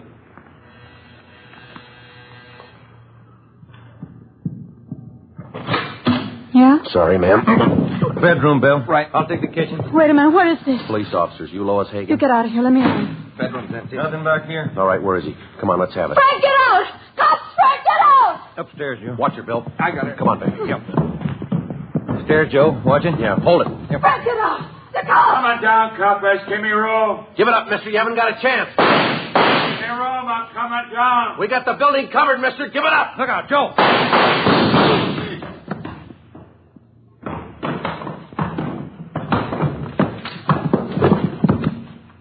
I'll get his gun. How is he? Dead. Joe, Ben, you all right? Yeah, Bill. You want to take the girl downstairs? Let me see him, please. Frank. All right, lady. It didn't have to happen. I tried to tell him, get away. He wouldn't listen, never listened. Let's go. We were married yesterday. You didn't know that, did you? Just married. Yeah. Married 2 days. Yeah, well, the honeymoon's over. Come on, lady. The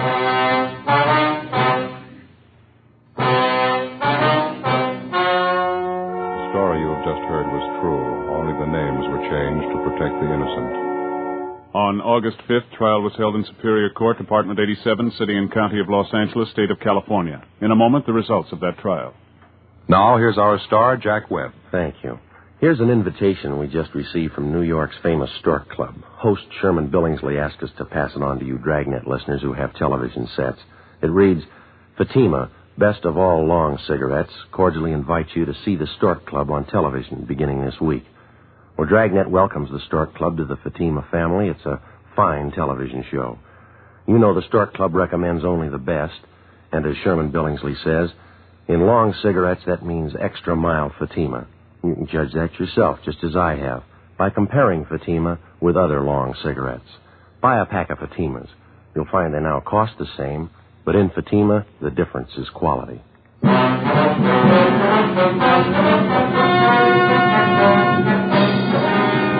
The body of the dead hold-up man was identified as that of Frank Ralston Kilbride. His accomplice, Lois Hagen, was tried and convicted on 6 counts of armed robbery and assault with a deadly weapon. She received sentences as prescribed by law and is now serving her term in the state penitentiary for women.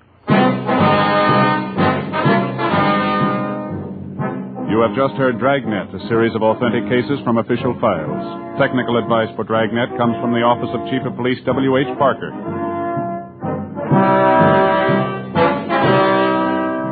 Fatima Cigarettes has brought you Dragnet, portions transcribed from Los Angeles. We the People is next on NBC.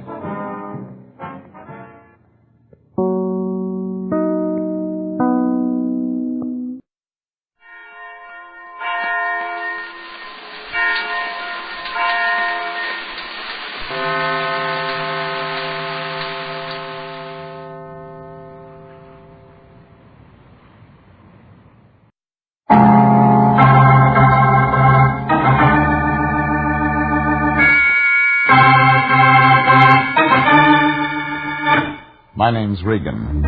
I work for Anthony J. Lyon, International Detective Bureau. They call me the Lion's Eye.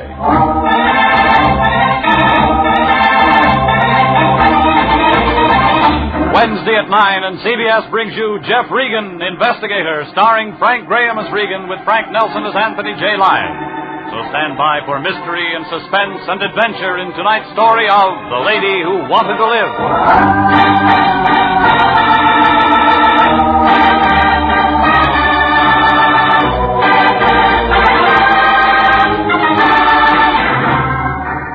Trouble comes cheap in this town.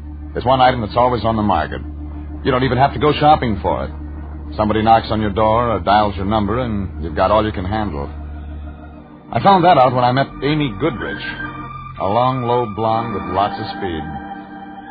One look at her, and you knew you'd been friends too long. We met last Friday afternoon. I'd been out of town 2 days looking for a guy who turned up in jail in Reno. I was home counting the lumps in my mattress, trying to catch up on some sleep, when the phone began jumping around on the hook. I thought it might be somebody with Rose Bowl tickets. I was wrong. It was the Lion. Hello? Regan, is that you? What do you want? Oh, it's a beautiful afternoon. The sun's shining. There's a tang in the air. How'd you like to take a nice drive out to the beach? The season's over. Oh, but this is a new season. Fall, Regan. Light suntan, wild ocean. Doesn't it excite you? I haven't had any sleep in 2 days. I know. And I hate myself for disturbing you. I just hate myself. Get to the point, Fatso. Well, something very important's come up, Jeffrey. I wouldn't trust anybody but you to handle it. Besides, the sea air will do you good. Give you a lift. This isn't Berlin. Say something. Well, I want you to call on our new client. She's a nightclub singer. Has a beach cottage at Santa Monica, 18106 Coast Road. Her name's Amy Goodrich. You still there, Jeffrey? Still here. Up, my boy, to the colors, on the firing line. Drop dead. Oh, now that's not being a good soldier. Why, if I didn't know you, I hung up, stuck my head under the pillow again, and waited for him to call back. He didn't. He was playing it coy. Well, I tossed around for another half hour. The mattress got worse, and then a fly started buzzing against the window shade. About that time, the blonde next door decided to leave her husband, and it got real noisy. So I rolled out of bed, threw on some clothes, and climbed in my car. I drove over to Sunset Boulevard and headed for Santa Monica.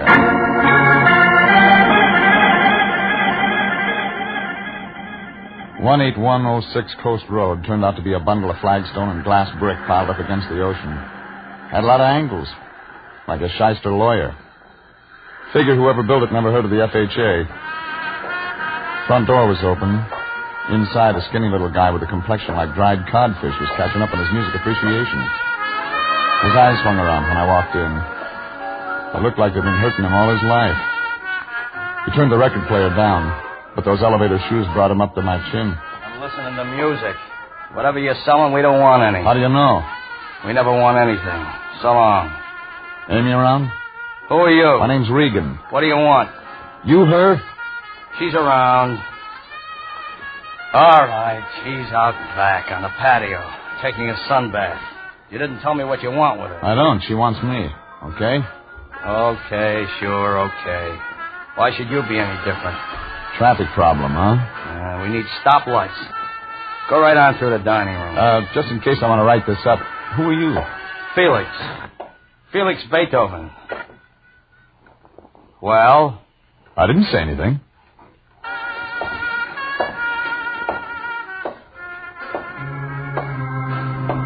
When I saw her on the patio by the beach, I knew why Felix was hurting. Amy Goodrich was the kind of blonde they put on those resort hotel calendars in Las Vegas. No matter what month it was, she'd always start you looking around for spring. There wasn't enough material in her sunsuit to make a good pen wiper. And when she smiled at me, I began to feel warm inside, like a radio with a broken coil. I know it's warm for this time of year, but you aren't wearing a sheepskin. It wouldn't fit in this crowd. You're from Mr. Lyon, aren't you? How'd you know? Well, he said he was sending me his best man. So, Mr. Regan, come over here and sit by me. Sure, I won't crowd you. Mm-mm. Your party, lady. I always drink scotch. How about you? Maybe. Later. Well, so you're the lion's eye, Very nice. Depends on how you look at it. I had to crawl out of bed to come over here. Oh? You haven't been sick, I hope. Well, when you work for the line, you just don't get much sleep. Oh, I see. I thought you looked nice and strong. I'll tell my tailor. And quick, too. Look, you can relax, Regan. This job is going to be easy. What is the job? Protecting me. If you're going to wear that all the time, I'd better send for reinforcements. I think you'll be able to handle it. You'll do just fine. If I know who I'm protecting you from. Yes, I suppose you do have to know that. Have you ever heard of Tim Conover, Mr. Regan? Yeah. He runs an upholstered cigar box downtown. Diamond Club. He plays for keeps. I've heard. And apparently I interest him. It figures. I worked for him 2 years ago singing. He became very interested in me, but I turned him down. Conover wouldn't like that. He doesn't. He has another girlfriend now, a Helen Lesser. I thought she'd take his mind off me, but she hasn't. You still sore? He's been around 6 times this past week, casing the place. I think he's got some nasty ideas. Like? I don't know. But he might not be very gentle. So, I hang around until he shows up, huh? Mm-hmm. You protect me, Mr. Regan. I want you to stay real close to me.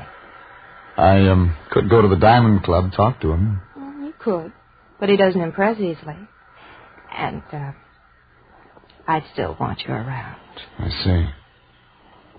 You don't want me to talk to him? There'll be time for that later.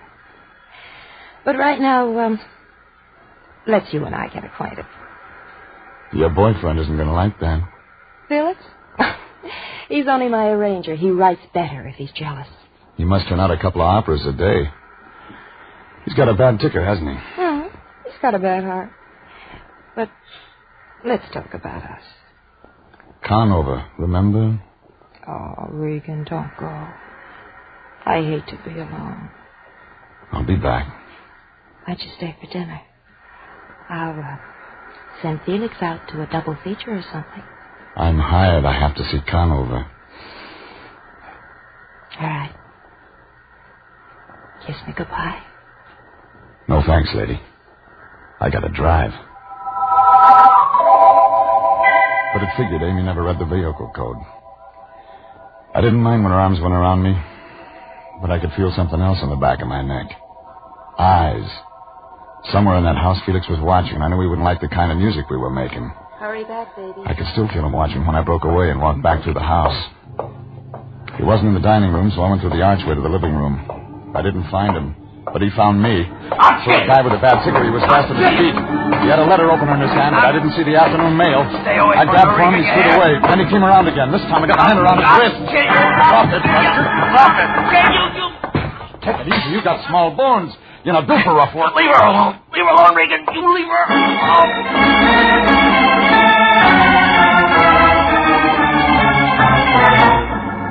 Felix got his idea across all right, but he had a one-track mind. I tried some questions, but got no answers. I figured Conover might do better, so I got in my car and drove back into town.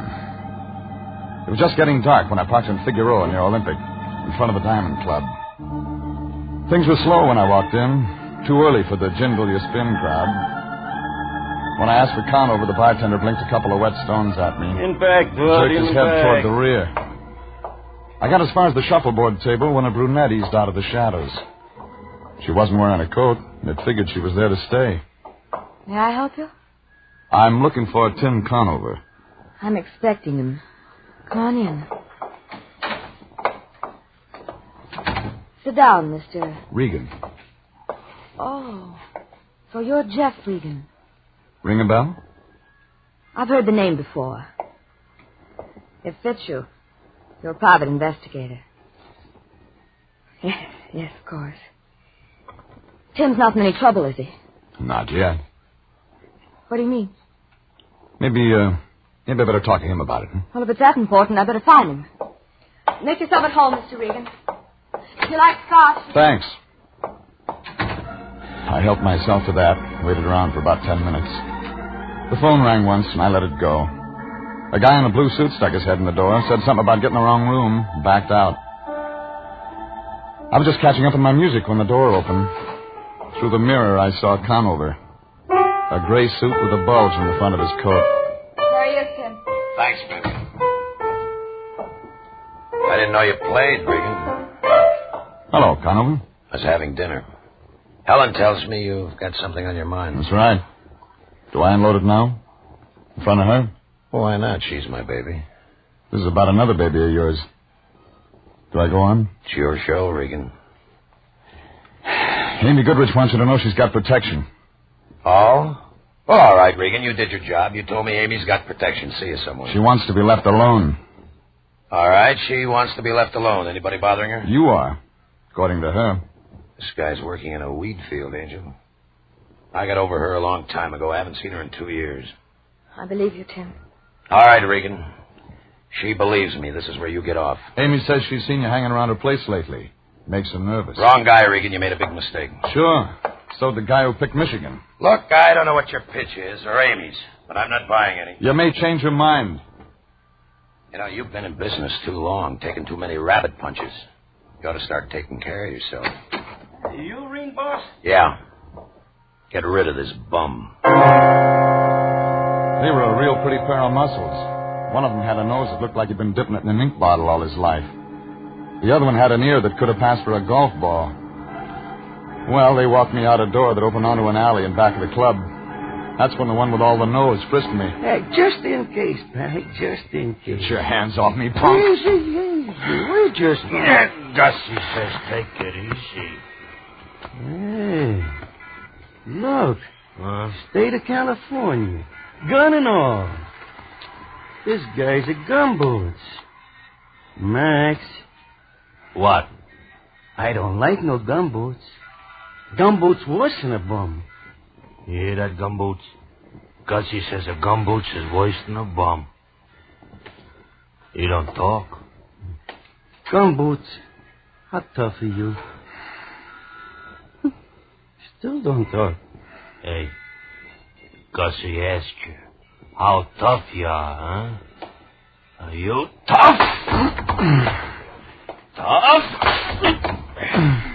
Not so tough. My turn. Hold him. All right. Now, Gumboots, here's what we get on the answer.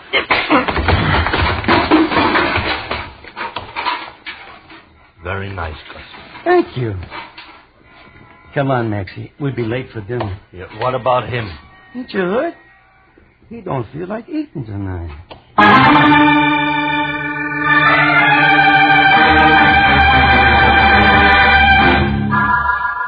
I don't know how long I was away, but when I came back, I felt like I'd been sleeping on the wrong side of the world. I was still in that alley, and it was still dark.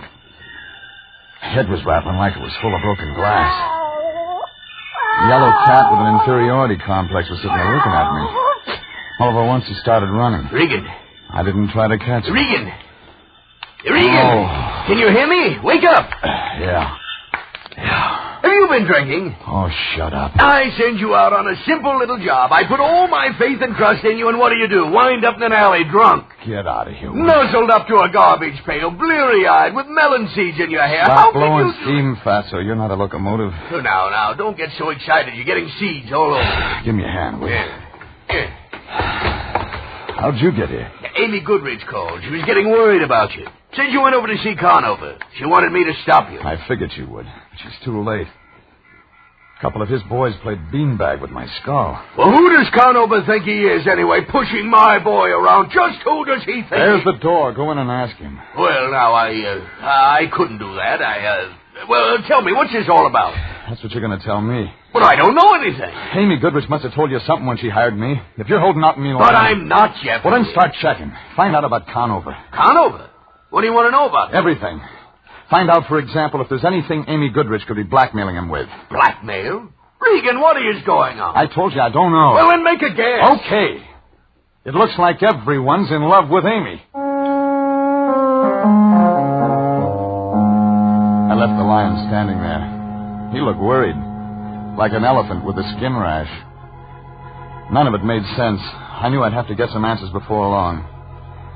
I drove over to my place and straightened myself out with a shower and some Johnny Walker. A half hour later, I was back out in Santa Monica.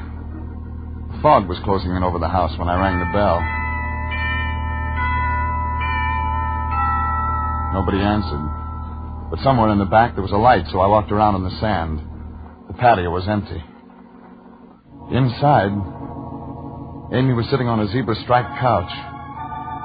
She was wearing a white strapless thing with a splash of red in one shoulder. She had a movie magazine in one hand and a drink in the other. But she wasn't having a very good time. She was dead.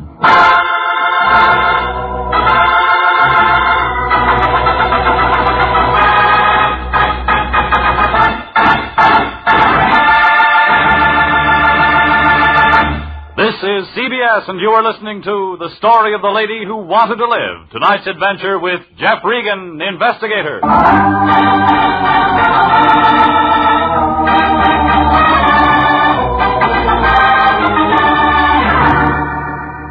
Well, the lion wasn't going to like it. His client, Amy Goodrich, was dead, and she wasn't in the market for protection anymore.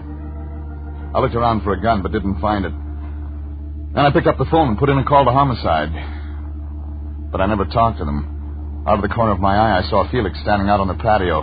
He saw me. I hit the floor and pulled her ass with me. Even after the gun was empty, he stood there pulling the trigger. Then he threw it down and began running toward the ocean. I went after him.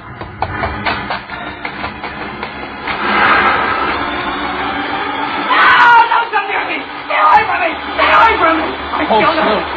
Hold still. Now let me go. You'll drown. I don't care. I loved her, Regan. I couldn't stand it anymore. I couldn't stand it anymore, so I killed her. It doesn't make sense, does it? Sure it does. But you're not going to kill yourself. Oh, the police. What about him? I phoned them. I told them everything. When? Just before you came. Come on. But they'll be here. Let's go. Yeah, that's why I said come on.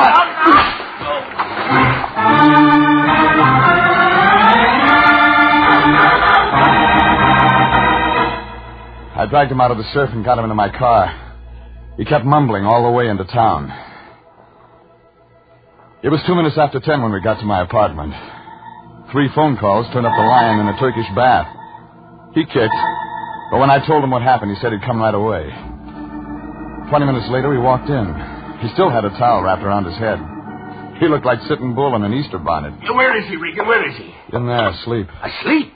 Just like that, he can drop off to sleep after what he's done? I gave him some pills. What about homicide? You already called him. But they'll be looking for him down at the beach. We've got to stay clean, Regan. I'm going to phone homicide. Pick up that phone and I'll ram it so far down your throat you'll get a busy signal out of your hip pocket. This is murder. What's gotten into you? You're not going to toss Felix to the wolves. Regan, you'll find the girl dead. Felix has the gun. He admits killing her. What are you saving him for? What are you going to do with him? Stuff him and put him on your mantle? He's a fall guy, a patsy. He didn't do it. He didn't kill her? He was carrying this gun. He took 6 shots at me tonight. That's all it holds. There's 1 bullet in her, and he didn't have any extra slugs. Now, what did you find out about Tim Conover? Oh, he's clean, Regan. Absolutely clean. Unless you want to count a court-martial. He celebrated V.E. Day by poking a major in the chops. What else? He kicked him, too. All right. Hey, where you going? Out. Look, you stay here and keep Felix company. Oh, of course, Regan. I'll do that. Run along. You needn't worry. I'll watch over Felix like a father. You'd better. But the cops will be here. It won't take them more than an hour or 2 to find him. Yeah, and I've got just that long to find out who really killed Amy Goodrich. All right. I suppose I'll have to go along. After all, we're working hand in hand in this thing. In that case, I'll hide my ring. I didn't like the idea of leaving the lion there with Felix, but there was nothing else I could do. Besides, I still had to do business with a guy named Conover. I was just getting into my car when I felt a gun in my back. And right away, I knew Conover had business with me. All right, Regan. We got things to talk over, now just keep walking straight ahead, the black sedan. Now, Regan, you sit in front with Helen. I'll take the back seat.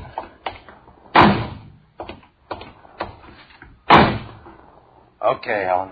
Where to, Tim? Nowhere. Regan and me can do our talking right here. It's quiet. Tim, are you sure you're doing right? Please, let me handle this, baby. All right, Regan, what's the play? I know Amy's dead. Now, let's just take it from there. Who told you? I was there tonight. Tim, you shouldn't. He'll involve you. He'll tell the police. I said I'll handle this, baby. So you were there. I know, don't tell me. She was already dead when you showed up. No, not quite. All I got out of her was the name of some guy, Dolan, and something about Lake Tahoe. She seemed to think I know what it was about. And you didn't? No. Kind of figured you'd tell me. All right. Blackmail. Amy? Blackmailing me? You didn't know her very well, did you, Regan? She said she needed protection. I think she wanted a strong-arm boy. No, it doesn't fit.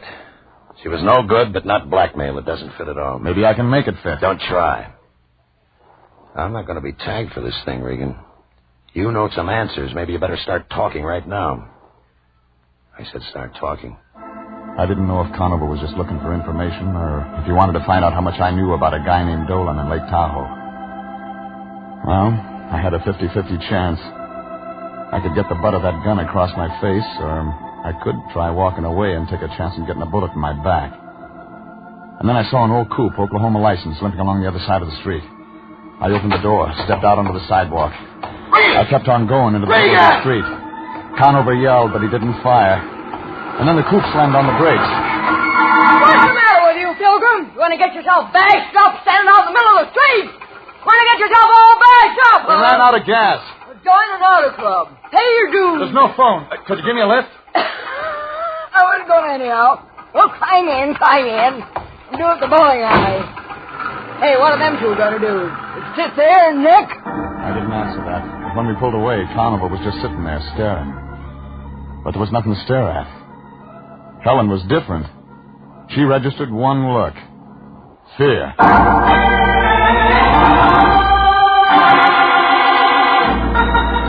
15 minutes later, the Oklahoma license dropped me off at Vermont and Franklin, where I got a cab. All the way downtown, I kept wondering about Conover's play. He could have stopped me, but he didn't. That could mean he hadn't shot Amy. It could also mean he had shot her, but he knew about Felix confessing over the phone to the police. At the Examiner morgue, I found Ned Fuller looking at a girly magazine. I told him what I wanted, and 10 minutes later, he spread out a file dated May 9th, 1945. Is this it? Wealthy playboy shot to death. Willard J. Dolan, San Francisco socialite, found dead at Lake Tahoe cabin. That's it. Oh, well, they never did solve it. There's some stuff here about a mystery I can woman. read. They think she might have done it. Somebody seen her come out of the cabin that night. She's tall, blonde. First name, Amy. No, they never found out who she was. Somebody did. Oh, well, there was witnesses. Yeah, let's see here. Mr. and Mrs. Franklin James, San Diego people. They saw the dame come out, but they couldn't give a good description of her. Want a bet? A bet? Sure, I'll take Notre Dame. Who'll you take? I'll take a guy named Tim Conover.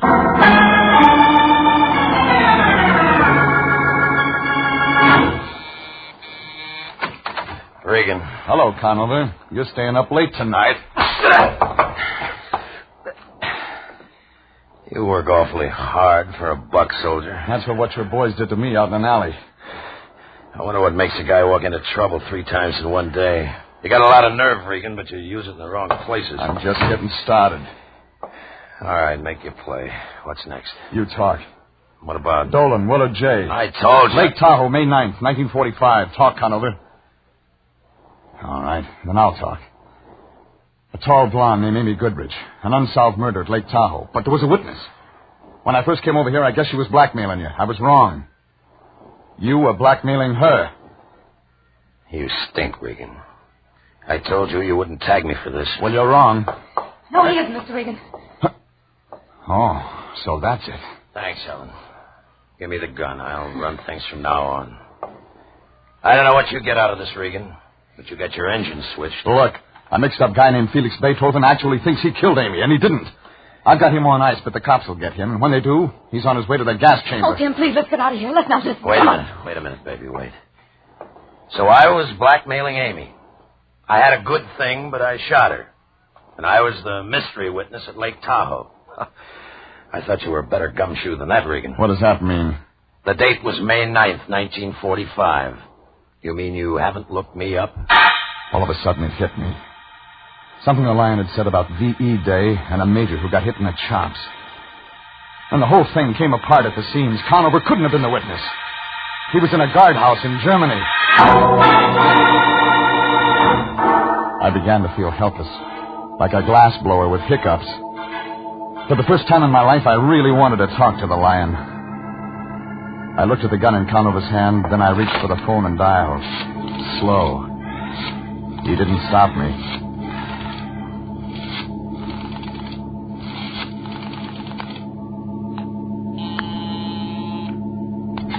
Anthony J. Lyons. Lion, the cops. Oh, Regan. They're not here yet. Felix? Still asleep. Well, get him out of there. Regan, I can't do that. Get him out of there. We broke our pick. What? I've been working the wrong angle. We got to have more time. Well, I can't get him out of here now. We'll be seeing. You must have something. I have. A guy named Willard Dolan was killed at Lake Tahoe. A Mr. and Mrs. Franklin James were the witnesses. But Conover isn't... Regan. Hold it. Yeah? That name. Mr. and Mrs. Franklin James? Hang up. Regan, what's going on? Hang up. Jeffrey, are you... Helen's got something to tell you. Oh, Tim, please. Go ahead. Go ahead, baby. Tell him. Tim. Wait a minute. Mrs. Franklin James. Yeah, Mrs. Franklin James. All right. I was Mrs. Franklin James.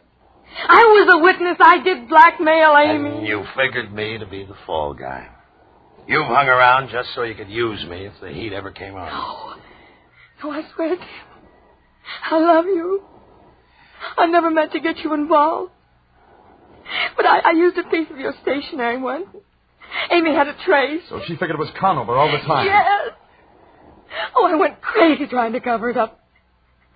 Because I love you, Tim. I love you. I couldn't let anything happen to you. No, but you set me up for a murder rap. No, I wasn't. I was trying to protect you. Don't you see Amy was going to kill you, Tim? She was going to kill me. Yes. Oh, she wanted Regan Powers to set up that story about your threatening her. And then she could claim self-defense. But it didn't work that way. No. You came around. I couldn't let Tim find out. I couldn't let anybody find out. You killed her, didn't you? Yes, I killed her. For you, Tim. I killed her for you. We can get away, darling. Regan's the only one who knows. Sure. And the kid with the bum ticket takes the rap. Except that somebody might ask questions about what happened to me. We'll have to take that chance, Tim. Regan's the only one who can make trouble for us. Us, baby? What? I don't have any troubles. You have. Oh, Tim. You're joking. Listen to me. You're wasting your time. Tim. You won't help me? No. You won't help me? No. But if you let them arrest me, I'll die. They'll convict me. Oh, please, you have the gun, Tim. You can save me. I don't want to die. I love you. I want to live. I don't want to. All right, Regan. You better get her out of here. Tim. Regan, I said get her out of here.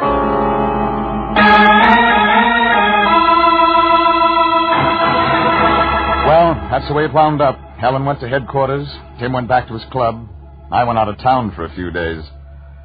When I got back, I drifted into the office. The Lion gave me the wind-up. A report on Felix. Yes, Regan. Those doctors worked on Felix Beethoven 3 days. Psychiatric medicine's a profound study. Profound. They finally convinced him he didn't kill Amy. Yeah. That's sad. He loved that woman as cruel as she was to him. He loved her a great deal. I suppose life will be lonely for him now that she's gone. You're wrong. What do you mean? I saw him in Hollywood today. He's got a new friend, one with red hair. You mean to tell me he's willing to do it again? To accept abuse from another woman? Why, that man's a natural for any woman's dominance. He hasn't got a thing to worry about. But you said she was a redhead, and I know redheads. Yeah, but Felix is bigger than this one. Besides, the new one's a Cocker Spaniel.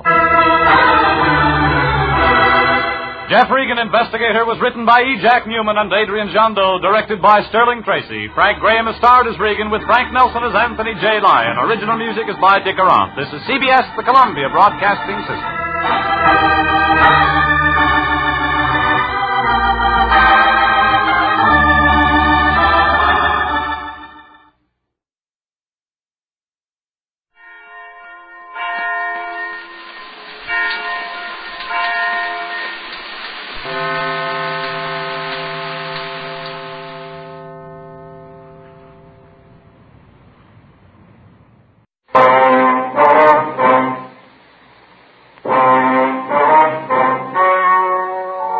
The story you are about to hear is true. Only the names have been changed to protect the innocent. Fatima Cigarettes, best of all long cigarettes, brings you Dragnet.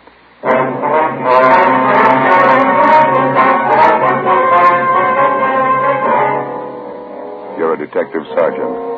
You're assigned the homicide detail. A man crouches on the window ledge of a downtown building 13 stories above the street. He threatens to leap to his death within the hour. Your job, stop him.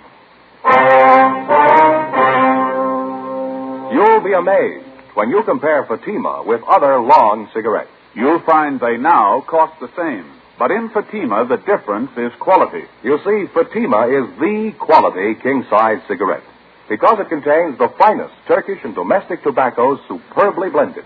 And Fatima is extra mild with a much different, much better flavor and aroma than any other long cigarette. So compare Fatima yourself.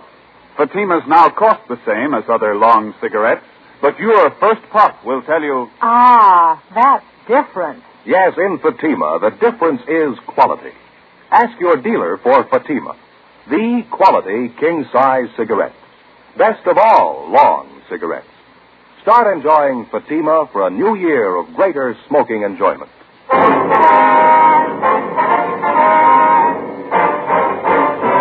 Dragnet, the documented drama of an actual crime.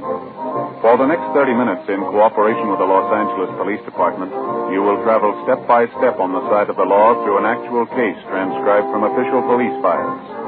From beginning to end, from crime to punishment, Dragnet is the story of your police force in action. It was Thursday, September 6th. It was warm in Los Angeles. We were working the day watch out of homicide detail. My partner's Ben Romero. The boss is Captain Steve. My name's Friday. I was on the way back from communications, and it was 1:28 p.m. when I got to room 42. Homicide. You ready, Skipper? Yeah, coming. Ben, what's up? Just got the call, 3rd and Temple. Yeah? Fitzroy building, 13th floor. They got a jumper. Righty, Ben. Let's hustle it. Right. What's the story? Skipper took the call. Not much to tell. Guy's perched out on a window ledge 13 floors up, threatening to jump. Yep. What time you got, Romero? 1:33. Not much time. What? The guy on the ledge, he served notice. Well, how do you mean? Says he's going to jump at 2 o'clock. 1:36 p.m. Ben pulled the car to a stop at 3rd and Temple. We double parked near the intersection and started across the street to the building on the northeast corner. It was a steel frame structure with a block granite facing. The stone lettering over the main entrance read, R.H. Fitzroy Building, 1927. The immediate area had been blocked off in all directions. The sidewalks directly adjacent to the building on 3rd Street and on Temple Street had also been cleared of all pedestrian traffic. Hundreds of curious onlookers jammed against police lines at the far side of the intersection. Reaching back for a full block in either direction, hundreds more had packed in behind them. 13 stories above the pavement was the center of attraction, the figure of a man standing upright on a narrow ledge, looking down at the crowd. On the street directly below him, men from the fire department's rescue squad were hurriedly stretching out nets. We entered the building, took the elevator to the 13th floor. Who was standing by up here, Skipper? Bechtel and Wiseman. I saw the crowd gathering in the street on the way back from lunch. Looked up and saw a guy on the ledge. Came right up. How long has the guy been standing out there? About 15 minutes. Sure drawing a crowd. Must be a couple of thousand people down there.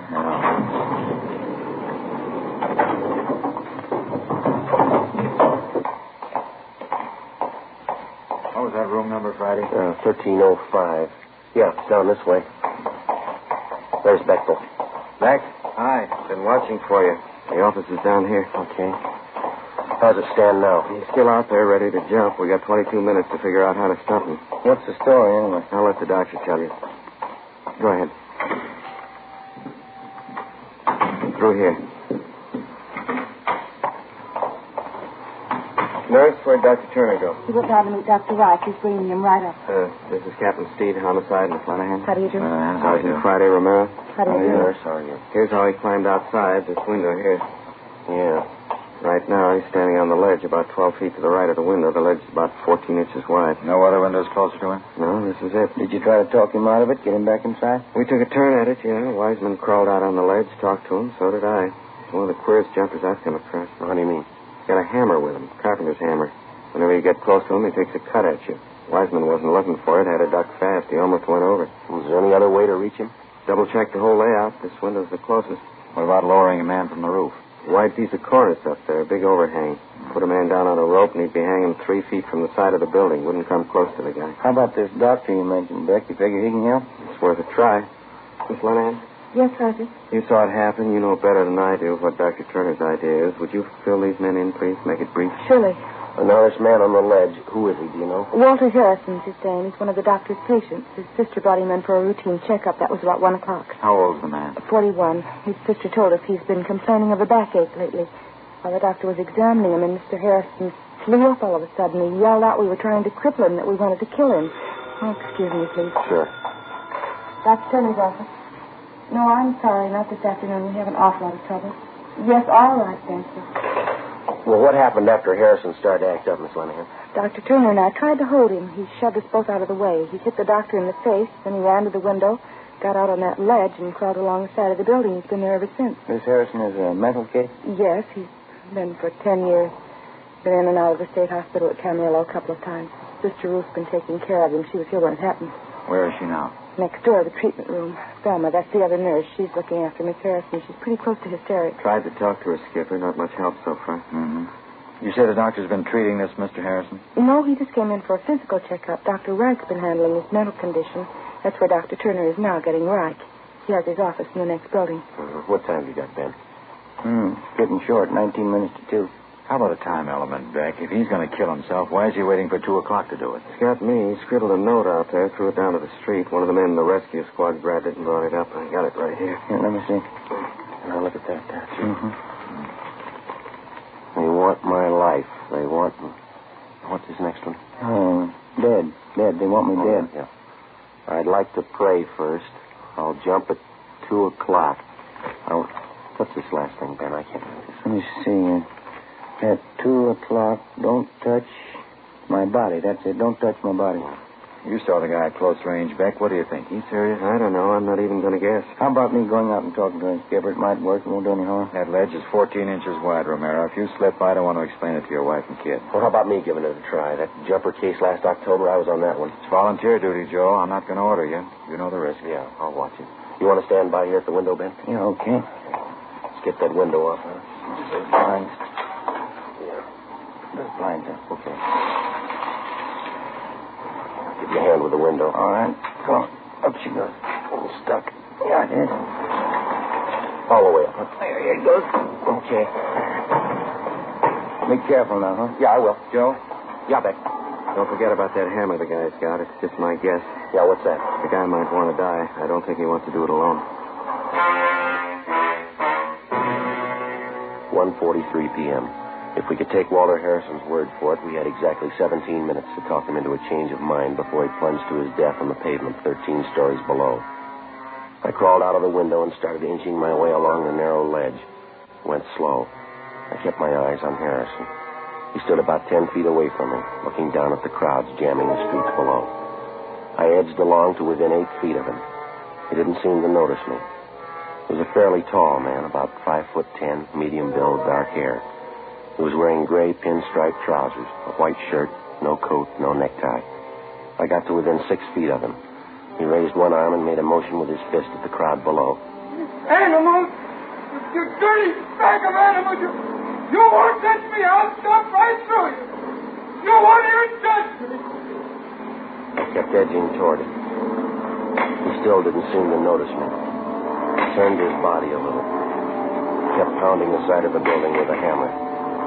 I got a look at his right hand. In it he held the carpenter's hammer. I got to within 5 feet of him. An airliner passed overhead. Harrison looked up. He muttered something, then he turned. He saw me. I'm going to kill you. It's all right with me, Walter. Why do you want to kill yourself? You're only going to hurt people. You don't care about people. You don't care about me. Well, what am I doing out here? Well, you got it wrong, Walter. A lot of people care about you. They want you back inside. They want you where it's safe. You're another one of those. You want to get your hands on me. You want to grab me. Well, you're not. I'm going to kill you. It's all right, Walter. You can kill me. I want to help you first. You stay back. Don't you move anymore. I got this hammer, and I'll smash your face with it. I'll smash it. I only want to talk to you. I know we can straighten this out. I'll do it my way, you understand? My way. I know who you are. You've been after me before. I know what it's all about. Yeah, I know you do, Walter, but you got it wrong. Now, look, you're going to jump off this building at 2 o'clock. That's in 15 minutes. That's right. You bet I am. All right, now, let's talk it over for 5 of those minutes, huh? Can't do any harm. I'm not going to hurt you. How about it, okay? Why should I talk to you? Because I care about what happens to you. So does your sister. So do a lot of people. Well, then you're like a lot of people. You want to get your hands on them. Like those animals down there, the whole dirty pack of them. They want to grab on me, get all around close and put their hands on me. Well, they're not going to do it. Of course they're not. Nobody's going to hurt you. You know that, don't you? You bet your life they're not. You see that dirty pack down there? Well, they don't know it, but I'm going to jump right through. I'm going to jump right through all of them. They won't even touch me, and I can do it right now. Wait a minute, Walter. Don't forget your promise. What are you talking about? What promise? 2 o'clock. You wrote that down yourself. You said you wouldn't jump until it was 2 o'clock, didn't you? That was no promise. I just wrote it down, that's all. Just 2 o'clock. Yeah. Well, your sister believed it. We gave her the note. She says it's your promise. Now, you going to make a liar out of yourself? You're the liar. Ruth didn't say that. She didn't say it was a promise. You got to take my word for that. All right, let's go in and ask her. How about it? See Ruth inside? Sure. Come on, take my hand, Walter. All right, I'll take your hand. Watch your step. Look out, will you? You get back. Get back. Now, next time I won't miss. I'll smash your whole arm. You think you're pretty smart, don't you? You're trying to trick me. Well, I told you before. I know who you are. You're trying to get your hands on me. You promised your sister 2 o'clock. You're still going to break that promise? I'm not like you and that pack down there. I don't break promise. Everybody knows that, Walter. They trust you. Now, come on. How about talking this thing out? What time? 1:46. 14 minutes to go. You're lying. How do I know that's the time? Well, you can look at my watch. Here, right here. No, you stand back. I told you before. You stay away from me. I just wanted to show you the time, that's all. All right, you can look at that big clock up the street, see? The one on the side of the Hobart building up there? 14 minutes. How do I know that's right? How do I know they're not in with you, too? You already said it. Big company. They don't care about you or me. They got a business to run. Their clock, they don't care what happens. No, of course not. They don't care. All right, well, I'll just keep an eye on that clock. All right. You don't mind if I talk while you wait, do you? What's that plane? What's it doing up there? Well, it's just an airliner. Probably on its way into Burbank. You're not fooling me. That plane's been by before. It's flying low, too. Yeah, I guess I didn't notice it. Well, what difference does it make? Probably watching. Flying back and forth. Maybe they're the police. They're trying to do something. They're trying to get their hands on me. Oh, let's see. Yeah. Might be their plane. It's a big one. Sure, they're trying to do something. Coming right by here, flying low. It's the same one. I can see. Look, you see there on the wing? Yeah, what's that? The number right there on the wing. It's the same one that passed over a few minutes ago. Hey, you get away from me! All right, Walter, give me that. I'm going to kill you. Give it to me. That's it, Walter. You thought you tricked me. You didn't know I had my pocket knife. Well, I can kill you with it now. I can kill you right now. Yeah. I told you before, it's all right with me. Look out there. Watch your step on the ledge, will you? I should have cut your hand off. I should have cut your whole arm off and thrown it to those animals down there. Look at that blood all over your hand. Well, I'm sorry, Walter. It's not your fault. I just wanted to talk the whole thing over to tell you how your sister feels about it. You're a liar. I knew it when I looked at you. Now you get away. You get away before I kill you. Look, there's only one thing I can tell you. Your sister Ruth's sitting inside there, and she's worried sick. She's waiting for you. She wants to take you home. Now, how about it? There's no reason for all this. You know that, don't you? Do I? Sure you do. Your sister and your family, they care about you. They want you home again. They want you with them. There's no reason to be standing out here now, is there? You wait till 2 o'clock, mister. Yeah. I'll show you the reason. 1:48 p.m. 12 minutes left. I made my way along the ledge, through the window, back into the office. Dr. Wright, a man who'd been treating Walter Harrison for his mental sickness, was already there with Dr. Turner. While the nurse bandaged up my hand, Captain Steve, Ben, and I talked with him. I've treated Harrison for 10 years, on and off, I guess. He showed some improvement, not much. Definite paranoid tendencies. Did he ever try this before, Dr. Wright? Not to my knowledge. His sister might tell you more. I really don't know what to advise you to do. He's never been this violent before, using a hammer and knife. There you are, Sergeant. I feel all right? Yeah, that's fine. Thank you. There's only one thing I've got to know, Doctor. Is it worth letting another one of my men go out there on that ledge? I'm afraid that's your decision, Captain. It may help, it may not. I know the patient, but I can't read his mind. I was just thinking. We might bring Harrison's sister to the window and have her talk to him. Think that might help, Doctor? Very possible it might. In a spot like this, I'm in the same boat you are. It's all guesswork. You think Harrison's really going to be ready to jump at 2 o'clock, Doctor? From what Sergeant Friday tells me, yes, I think he'll jump. We got to come up with something. We can't just stand around and watch a guy take a dive down 13th story. I wish I knew the answer. There's got to be one someplace. There's got to be an answer. Well, let's check your watch. We got 10 minutes to find it.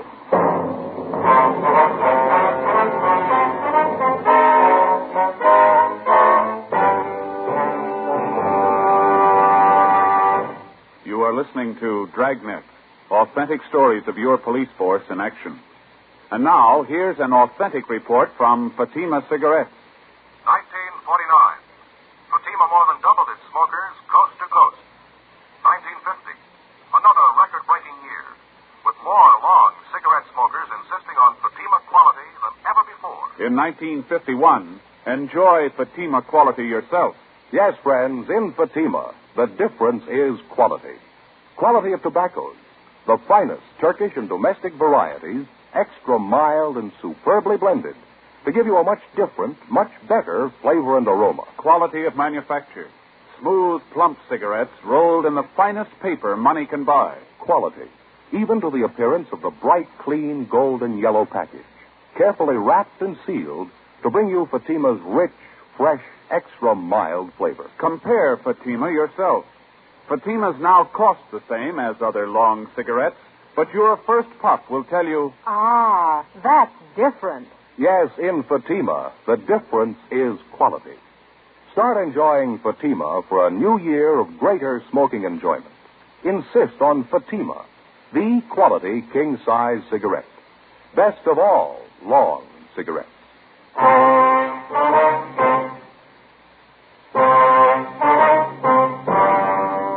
It's the sworn duty of the peace officer to protect the lives of the citizens of the community in which he serves.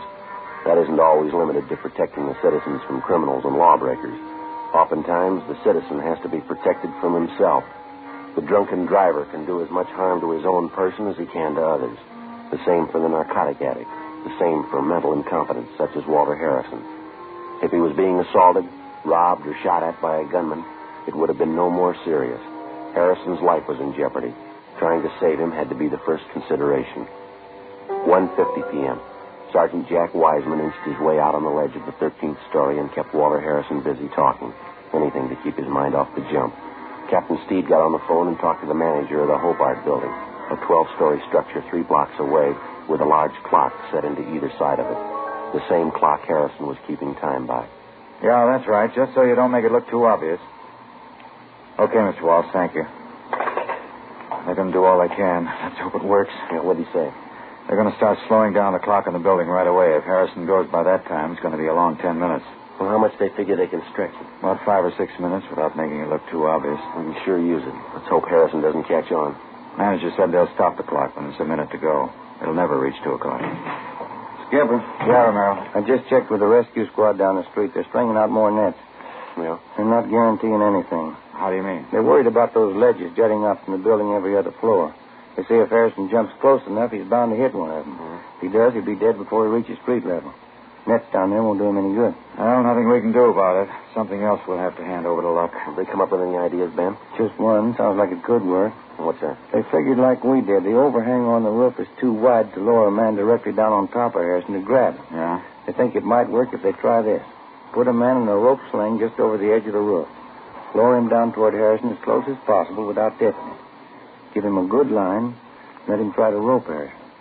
I don't know. They got any candidates to try it? Yeah, one. The guy's been on the rescue squad for years. Supposed to be an expert with a lasso. Captain? No, might do it. I don't know. Yeah. What happens if he misses Harrison? Who knows? What happens if Harrison jumps? Captain? I just got off that ledge in a hurry. He came at me with that knife. Is he any closer to the window? He backed off again. Something else, that clock in the Hobart building. Yeah. Pretty sure he's wise to that gimmick. He's given it up. What do you mean? The 2 o'clock deadline. He's not going to wait for it. 1:55 p.m. A specially equipped police car with loudspeakers mounted on the roof was rushed to the intersection of 3rd and Temple Streets opposite the Fitzroy building. Sergeant Jack Wiseman took Walter Harrison's sister, Ruth, down in the elevator to the street. She got on the police car microphone and started talking to her brother over the loudspeakers. Word was passed to the special detail of men from the fire department's rescue squad standing by on the roof of the building. They went to work. Captain Steed went up to the roof to see if he could assist them. Ben and I waited in the office on the 13th floor. The nurse, Miss Lenahan, and Jean Bechtel were with us. 1:57 p.m. The men on the roof started to lower the man from the rescue squad in a rope sling. He held a double-strength lasso in his hand. The end of it was wrapped around his body and tied securely. Ben and I watched from the window. We looked along the narrow ledge. Walter Harrison stood erect and motionless, an open pocket knife in one hand, his feet poised on the brink of a 13-story jump. The voice of Harrison's sister drifted up from the loudspeakers down on the street. Walter? This is Ruth, Walter. Can you hear me? This is Ruth. I want you to come home with me, Walter. Please. You've got to understand. Sister's doing all right. Finish it for sure if it looks up. Yeah, sure will. There's nothing wrong. No one's going to hurt you. We want to help you, Walter. Please. I can't see, Joe. They're letting the man down? Yeah, coming slow. There's Wait a minute. nothing to be afraid of. You know that, don't you? Come home with me, please. I'll take care of you. I'll see that you're safe. That you're all right. Joe, how's Harrison doing? Can you see? Yeah, he's looking down, not moving at all. Nobody's going to hurt you, believe me. These people are your friends. They want to help you. Can you hear me, Walter? They want to help you. That's it. What? Man coming down on the rope. He's just above Harrison now. They're your friends. You can trust me, your sister Ruth. You've got to trust me, Walter. I want to take care of you. I want to take you home. Yeah, I see the man now. He's right above me. Got the lasso ready. Keep your fingers crossed. What is it? What's happening? The lasso. He's throwing it. Get away from me! Miss, Joey, miss. Walter, wait a minute. Harrison! I'm alive! Just get him away from me! Get him away! Pull that man up! Pull him out of the way! That doesn't. Oh, he's still on the ledge. I'm going out. Joe, wait a minute. Yeah? It's only a chance. Yeah? Why don't you get him mad at you? Say anything, insult him. Well, I'll try. Anything to make him go for you. If you can get him down to this window, I can grab him. If I get him by the window, I'll hold on to him, huh? Yeah. When you grab him, try to lean as close to the building as you can. Not much to lean on the other way. 1:59 p.m. I got through the window and out onto the ledge. The crowds jamming the streets below had swollen to almost twice their size. A few blocks away, the big clock on the side of the Hobart building read 5 minutes to 2, but Harrison wasn't looking at it. He still had his eyes fixed on the pavement 13 stories beneath us. He'd torn off his collar and his shirt was ripped open at the neck. He waved his arms and shouted at the crowd below as he tottered along the ledge toward the corner of the building, away from the window that I was supposed to lure him into. In his right hand, he still held on to the open pocket knife. You're not going to get your hands on me. You're not even going to get close. Wait a minute, Harrison. Watch it. You watch me, mister. I'm going to jump right through them down there. Those dirty animals, you just watch. All right, wait a minute. I got a message for you from your sister Ruth. Now, do you want to hear it? You won't get your hands on me. None of you. I'll see you later. You're a phony, Harrison. You're a phony liar. I'm a what? You heard me. You're not kidding anybody. You don't think I can jump, huh? Well, you just what? Anybody can jump. Any phony can do that. What? It doesn't take anything. Those animals down there in the street, any one of them could do that. You're just like one of them. I've still got this knife. I've used it before. I can kill you. You couldn't kill anything. You haven't got the guts. You're a phony. You're a liar. You're a rotten liar. I can cut you to pieces. Oh, you talk big, Harrison, but you're all talk. I can cut you to pieces. You haven't got me fooled, mister. Not for a minute. I'll cut you to pieces. You haven't got half the nerve. You're a phony and you know it. You're a rotten liar. You stand still. Go on. You stand still and I'll show you. Oh, you talk a real good game, but that's about all. You're all talk. I'll show you. I still have my knife and I'll kill you right now. Yeah, sure you will. You're backing away. You're afraid. You're a phony, Harrison. Nobody's afraid of a phony. Cut you up good. I'm waiting for you. Come on. What's the matter, Harrison? You're not waiting. Stay still and stop backing away. Now stop! I tell you, you come and get me, huh? Haven't you got enough nerve? Or you're just talking again. All talk, huh? That window.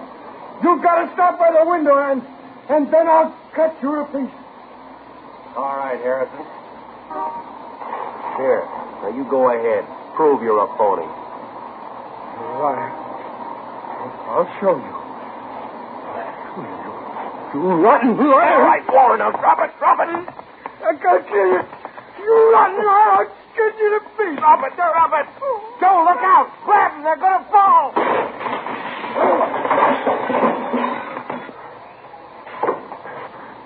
Well, how close can it get? Here. Nurse? That was just wonderful, Sergeant, both of you. Are you all right? Yeah, fine. Would you mind getting Captain Steve for us, please? You know who he is. Oh, surely, right away.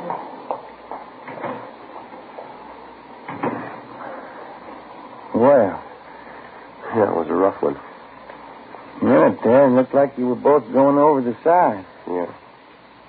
Thought I'd lost you, Joe. Well, you didn't have to worry. No? No. You told me which way to lean.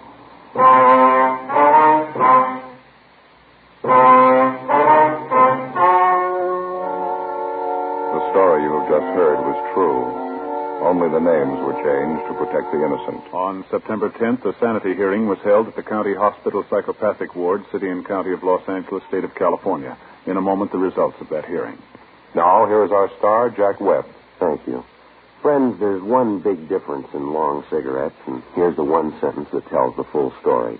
In Fatima, the difference is quality. That's why this headline is being featured in leading national magazines.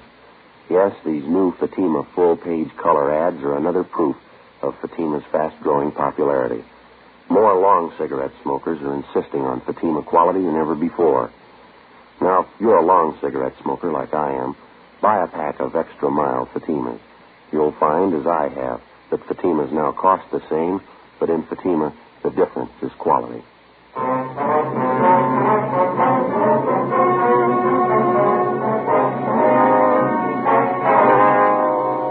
After being examined by 6 psychiatrists, Walter John Harrison was judged mentally incompetent. On his sister's request, he was committed to a private sanitarium. 7 months later, Harrison took his own life by hanging. You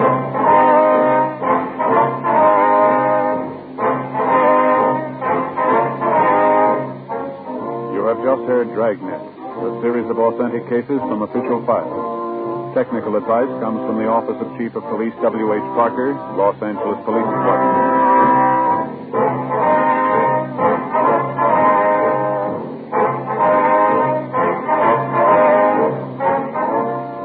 Fatima Cigarettes, best of all long cigarettes, has brought you Dragnet, portions transcribed from Los Angeles.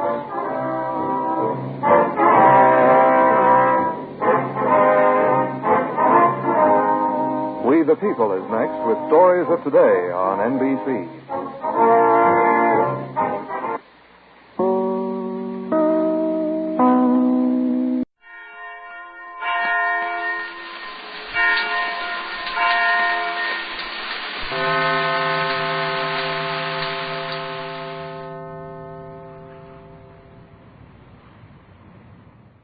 The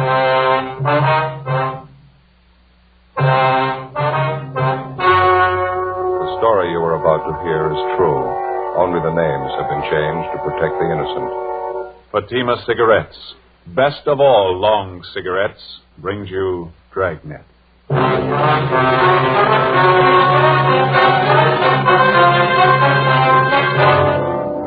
You're a detective sergeant. You're assigned to robbery detail. For 3 months, you've been tracking a pair of hold-up men. There's no pattern to their operation. They're young. They're brutal. Your job, stop them. You'll be amazed when you compare Fatima with other long cigarettes. You'll find they now cost the same. But in Fatima, the difference is quality. You see, Fatima is the quality king-size cigarette because it contains the finest Turkish and domestic tobaccos superbly blended. And Fatima is extra mild with a much different, much better flavor and aroma than any other long cigarette. So compare Fatima yourself. Fatimas now cost the same as other long cigarettes, but your first puff will tell you... Ah, that's different. Yes, in Fatima, the difference is quality. Ask your dealer for Fatima, the quality king-size cigarette. Best of all long cigarettes. Start enjoying Fatima tomorrow.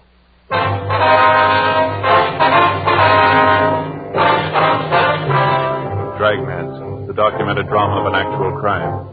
For the next 30 minutes, in cooperation with the Los Angeles Police Department, you will travel step by step on the side of the law through an actual case transcribed from official police files. From beginning to end, from crime to punishment, Dragnet is the story of your police force in action. It was Sunday, March 3rd. It was raining in Los Angeles. We were working the night watch out of robbery detail. My partner's Ben Romero. The boss is Harry Didion, captain of robbery. My name's Friday.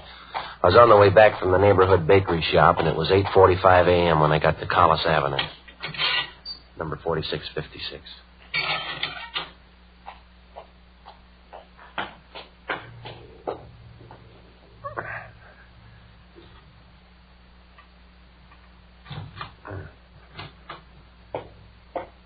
Joe? Yeah? What happened? Wasn't the bakery open? Oh, yeah, it was open. I got the stuff right here. Oh, they have any raisin bread? Yeah, right here. How about the butterhorn? No, they don't make those on Sundays anymore. I got bear claws instead. Okay, well, let's get this stuff open. Okay. All right, Here we are. Uh-huh. Where do you keep your eggs? In the refrigerator, right over there. Uh-huh. Find them? Yeah, I got them. You know, Joe, I don't like to say anything, but I can't keep coming over here to your place every morning.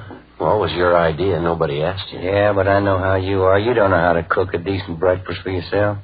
Is the coffee ready yet? No, it's not perking yet. Hey, you sure there's nothing wrong with this pot? It's been on for 10 minutes. Yeah, you forgot to plug it in. Oh, uh-huh. Now, let's see. Well, what do you want? Well, better put the toast on. You always make the toast before you cook the eggs? Yeah. You remember yesterday the toast was pretty cold. Oh, yeah, that's right. I better hold off for a minute. Yeah. Scrambled eggs okay? Well, we had them yesterday. Oh, yeah, that's right. Is that the only way you know how to fix them? I know what you'd like. One of my Spanish omelets. When did you say your mother was coming back? Well, in about 3 more days. Yeah, that'll make a week, won't it? Yeah, that's right. Well, I guess I can work something out with Amy. Wife doesn't like me coming over here every morning like this. Well, I told you before, I can make out all right here. Oh, I know how it is. You think you're imposing. You'd be lost without your can opener. Say, is this omelet of yours going to take very long? We haven't got very much time, you know. I'll have it on your plate in a jiffy. What time are we supposed to see those victims? 9:30 at the county hospital. Where's your tomatoes? In the refrigerator. Oh, uh-huh. Yeah, 23 jobs in 3 months. Those guys really move, don't they? Yeah. Nice tomatoes, Joe. That Hollenbeck job last night. Vicious punks. Yeah, there's no reason to work the old man over the way they did. What'd the doctor say? Well, he's going to get over it all right, but they kicked out all of his front teeth. He's 50 years old. Same M.O. Every job. Aren't you going to peel those? No, skins are good for you. Now, you got a nice big Bermuda? Bermuda onion. Oh, yeah. I'll get you one. Kids. 19, 20-year-old stick-up artists. Knock a man's senses for $50. Robbing, slugging, kicking their way around the city. Yeah. This'll be one bunch I'll be glad to catch up with. Here's your onion. Good. Well, now, wait a minute. You're going to peel that, aren't you? And lose half the flavor? I don't know. I always peel them. I see.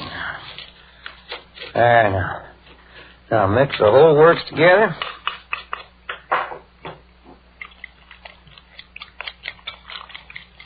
You going to put it in that pan on the stove there? Yes, sir.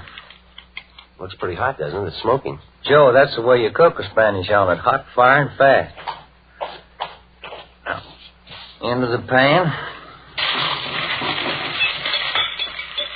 The whole trick in making a good Spanish omelet is you got to work fast. Yeah. Where are all those little brown flakes on the top there? Oh, the onion skins. No, I don't know. That doesn't look right to me. Wait till you taste it. I got it.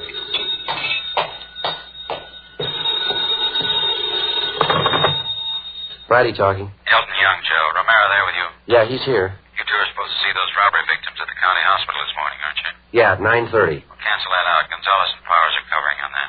Yeah, how come? Just got the call. South Grand and Colonial, 211 on slugging. Same description. Looks like the kid bandits. All right, we'll get right on it. It's a newsstand near the corner. Right. Bye. Look at that, Joe. I just took it out of the pan. Yeah. Best Spanish omelet I ever made. That's too bad. We're not going to have time to eat it. 8:55 a.m. We left the house and drove to the scene of the holdup, one door from the corner of South Grand and Colonial Avenue. The victims were Mr. and Mrs. John Wilden, proprietors of a small newspaper and soft drink stand just off the intersection. Mrs. Wilden was being carried to a waiting ambulance when we got there. She was unconscious. From her forehead to her chin, her face was a swollen mass of welts. Her nose had been broken, and she had fractures of the jaw and cheekbone. Her husband, John Wilden, age 56, had a single bruise on his forehead over his left eye. We questioned him after the ambulance attendants gave him first aid. His description of the holdup men tallied almost perfectly. One was a redhead, other one had dark hair, both about the same height. I'd say they're as tall as you are, officer. That's just Joe. Kid bandit. Yeah. Had you ever seen either one of these men before, Mr. Wilden, around the neighborhood, maybe? No, never did. I don't know why they picked on Madeline and me for a holdup. We've never been robbed before. We just got this little hole in the wall here. Don't see how it could look worthwhile to any crook. You usually open up this early on Sunday morning? Oh, yeah, Sunday's one of our big days. You see, we handle all the Sunday papers. You get our big trade from the people going to church up the street there. St. Joseph's? Yes, sir, I see. After the church lets out, most of the people head down this way and pick up the Sunday papers. We sell about 15, 20 papers after every Mass. It's a nice little business, you know. We close up after 12:15. Well, when did the holdup take place? Can you remember that, sir? Well, I'd say 8:30, a few minutes after. I went down to the Athens Cafe down the street there. I wanted to get some change. I left Madeline here to handle the counter. Madeline, that's my wife. Yes, sir. And when I got back, she wasn't behind the counter. I took a look behind here and saw her cash box laying on the cement there, empty, and I didn't know what to think. Mm-hmm. What'd you do then? Well, I pushed through this door here. It's a little dinky storeroom just back of the counter. It's where we keep our supplies, candy and soda water. Right. You mind if we take a look, sir? No. Come right ahead. Mm-hmm. You see, when I came in, first thing I saw was Madeline. That's my wife. And she was lying there on the boards moaning, had her hands over her face.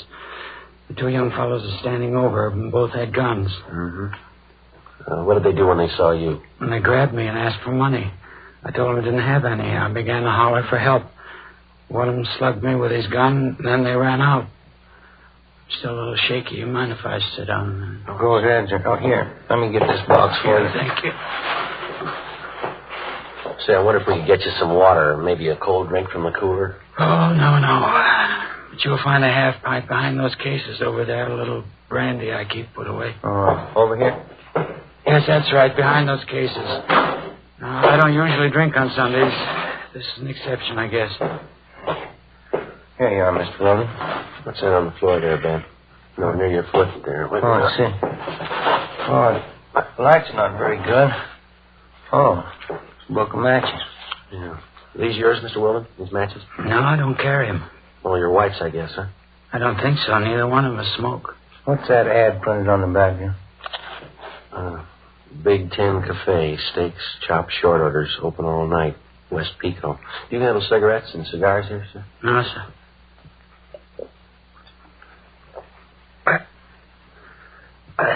Candy, soft drinks, newspapers, that's all.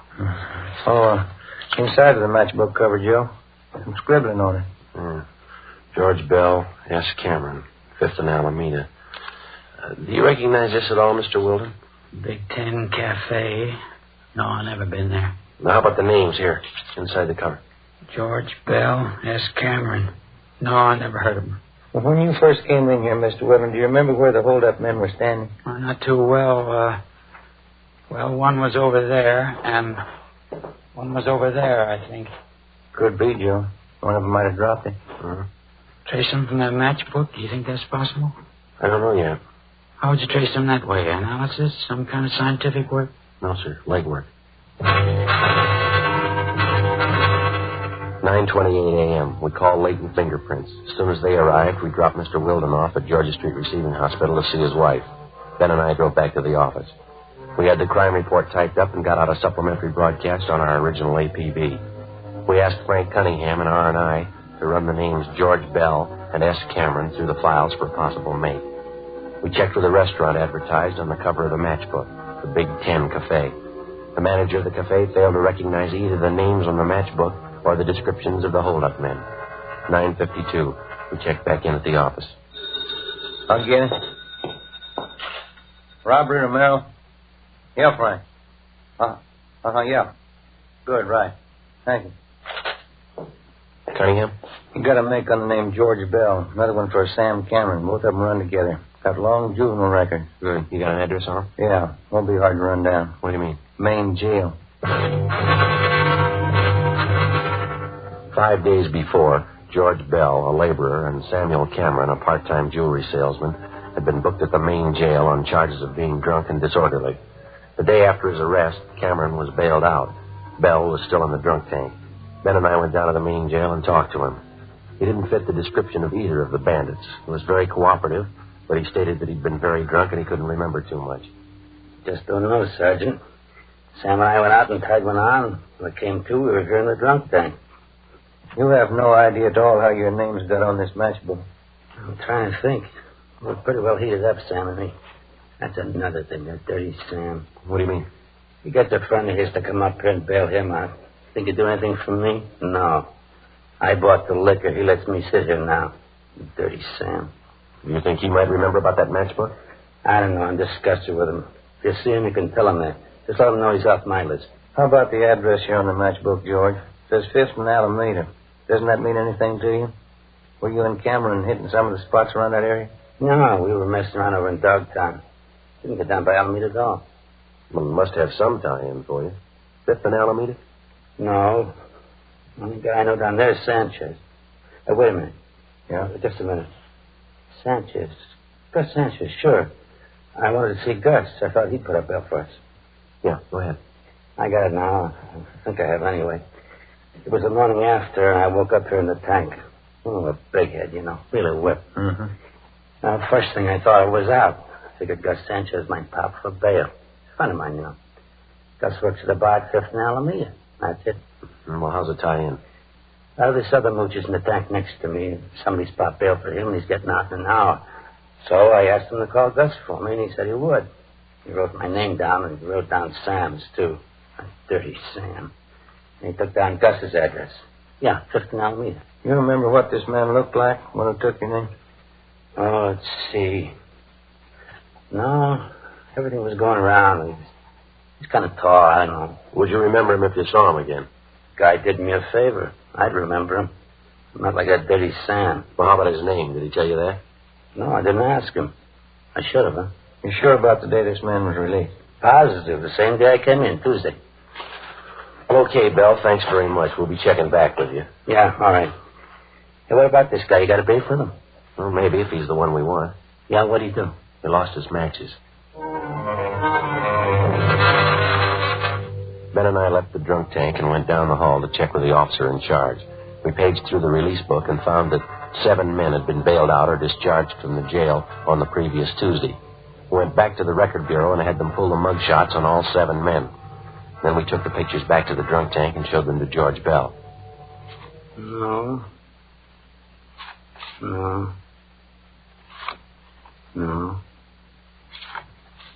Yeah, this one, I think. Can't be sure. I think that's him. George Bell had tentatively identified the mugshot of a Fred Gunther, WMA, 21 years old. Gunther had a previous record of grand theft auto, purse snatching, and drunk charges. His picture matched closely with the description of one of the suspects. 4 a.m., we contacted the Kid Bandit's most recent victim, John Wilden, at his home. We asked him to look at the same group of mugshots that we'd shown to George Bell.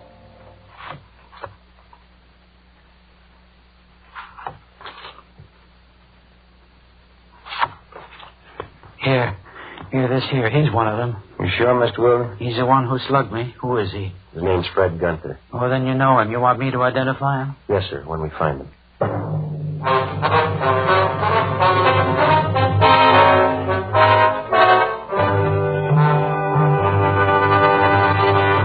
You are listening to Dragnet, authentic stories of your police force in action.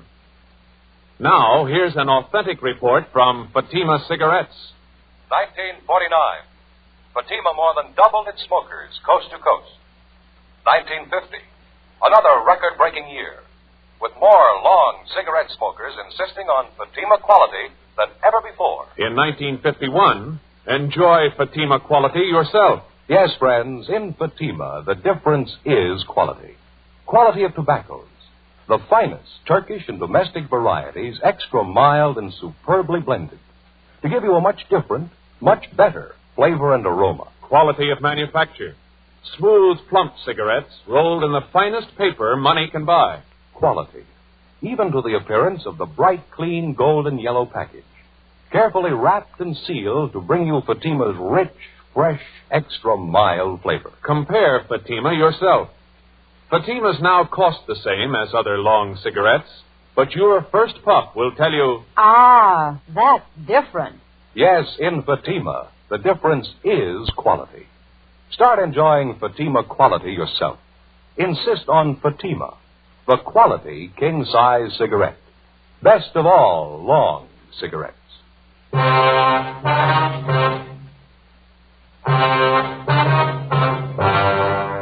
Monday, March 4th, 9 a.m. We checked out the suspect, Fred Gunther. No trace of him at any of his previous addresses. We began checking with the other victims of the Kid Bandits. After a day and a half of legwork, we sat down and figured up the results. More than 2/3 of the victims definitely tabbed Gunther as one of the holdup men. The next step was the record bureau. We had them pull the packages on every one of Gunther's known friends and associates. There were more than 30 of them. We had mugshots pulled on each one of them and made the rounds of the victims for the second time. Approximately half of the victims had singled out one picture as that of Gunther's partner in the holdups. We pulled the package on the man and checked his mama sheet. His name was Harold Reimers, WMA, age 19. Previous record included car stripping and 1 charge ADW, no conviction. Friday, March 8th. We continued our check of the friends and associates known to the 2 suspects, Gunther and Reimers. We got nowhere. 2 weeks passed. On March 23rd, we got a tip from an informant about a girlfriend of Fred Gunther's, a vocalist working at a downtown dance hall during intermissions. Long haul. Yeah, 1 more flight. Climb 4 flights of stairs and then they expect you to dance. Yeah. Well, I guess this is it. Yeah, come on. Big enough floor, huh? Well, it shows a little wear. The place has been here for years. Look at those walls and that ceiling. Sure could use a fresh coat of paint. Is her name Stanley? Is that right? Yeah, that's it.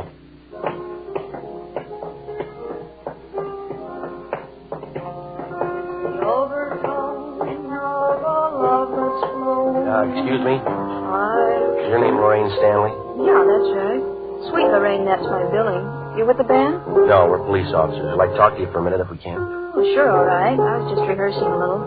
What's it about, officer? Do you know a Fred Gunther, Miss Stanley? Fred? Yeah, I know him. I used to be engaged to Fred. You happen to know where he is now? No, I don't. Guess I haven't heard from him in 3-4 months.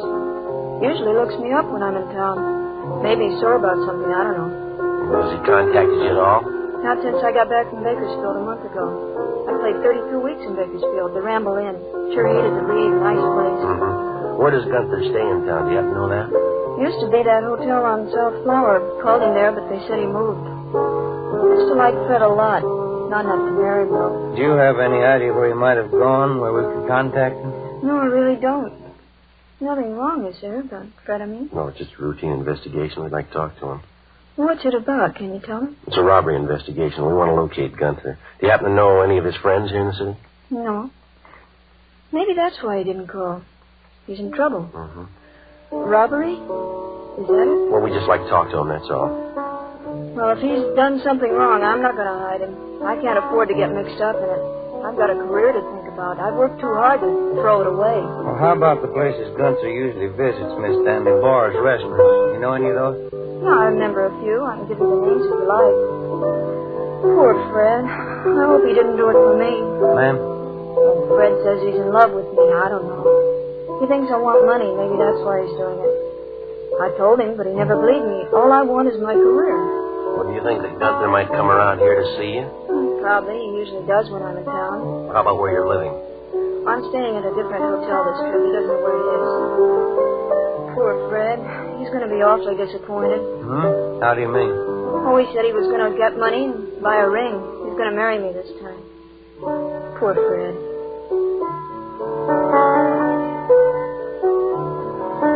This is my new theme, officers. You like it? Uh-huh. Just one more thing, Miss Stanley. If Gunther contacts you by phone, will you be sure and let us know? All right, I'll do that. Sure, beautiful theme, isn't it? Piano player in Bakersfield, he wrote it for me. Beautiful. Yes, ma'am. Oh, Fred understands. I don't want to hurt him, but I can't marry him. How do I make him understand? How do I explain it? I don't think you'll have to, ma'am. Before we left Lorraine Stanley, we told her that if Gunther should contact her, not to tell him that she'd talked with us. Stakeouts were placed on the dance hall where she worked and at the hotel where she was staying. Gunther's known hangouts were also covered. The next night, the Kid Bandits were back in business. They hit twice, a liquor store on Franklin Avenue and a tavern on South Flower. Gunther and Reimers were again identified as the two suspects. The stakeouts continued. The search went on. 4 days later, we got a tip from the proprietor of a shoe shine stand on West Temple that Gunther's partner, Harold Reimers, had been seen entering a small hotel up the street from his stand. We drove over and checked with the desk clerk. He identified Reimers' mugshot. He told us that the suspect wasn't in, but that he was expected back that night. Ben and I went on stakeout in his hotel room. 7 p.m. Reimers failed to show. Getting a little hungry, Joe. You? Yeah. What time you got now? 20 after 7. Stomach's starting to growl. And what's that, a parade? Well, I don't think so. Let's see. Oh, it's the Salvation Army Band. Oh, yeah, Saturday night. Might as well check the office, huh? See if we can't get a relief. Yeah. Would you get me Michigan 5211, please? Michigan 5211. Yeah, we'll pay for it, thanks. Would you close the window, George? A little noise. Yeah, okay. Robbery, please. Yeah, Young, this is from Merrill. How's that? You sure? Okay, thank you. Gunther and Reimers, they pulled a holdup down South Main. When? 20 minutes ago. Gunther got away. Yeah. They got Reimers. 7:45 p.m. Ben and I got back to the city hall and went to the interrogation room. Together with Young and Carr from robbery, we tried to question the suspect, Harold Reimers. We talked to him for over an hour. He refused to tell us anything. We took him to the main jail where he was booked on 211 PC. 9:15 p.m. We went back to the office. I'll get it. Robbery, Romero. In just a minute. For you, Joe. Okay, thanks. Friday talking. Sergeant, this is Lorraine Stanley. Yeah, Miss Stanley. I'm over at work. The dance hall, you remember? Yes, ma'am. Anything wrong? Well, Fred just called me, Sergeant. I told the officers here. Fred Gunther? Yes, ma'am. Where is he? Did he say? No, all he said was he wanted to see me. Yeah? He said he was coming right over. 9:25 p.m. We called the men on stakeout at the dance hall and alerted them. Elton Young, Ben, and I got in the car and drove over. We checked with the detail on stakeout. Gunther hadn't been spotted, but because of the large crowd entering and leaving the dance hall, it was possible that he could have gotten in unnoticed. We talked to the Stanley girl. She hadn't seen or heard anything further from the suspect. Ben and I staked out in her dressing room where Gunther said he'd meet the girl. It was a small converted storeroom at one end of the dance floor, just behind the bandstand. Lorraine Stanley was on during the intermission. We waited. What have you got, Joe? Almost 10:30. This guy must feel pretty sure of himself. He pulls a robbery, he's almost picked up, and 3 hours later he makes a date to show in a public play. Well, he hasn't shown yet. I'm not too sure about that Stanley girl. How do you mean? Well, if she's that big an attraction for him. This is the only way out, huh? Besides that fire escape off the alley. Yeah, Young's covering the alley. Come on. Down here, Joe! He got by me. He's up the alley behind one of those trucks. He can't go far. It's a dead end. Stay here, Young, and cut him off. You all right? Yeah, he slugged me, knocked me down. I didn't see him in the dark. Come on, Ben. Yeah. Easy, huh? Sure dark. Yeah. Watch it behind that truck! Hey, Cole, I'm coming out! Watch it, Joe! Missed him. Coming at you, Young!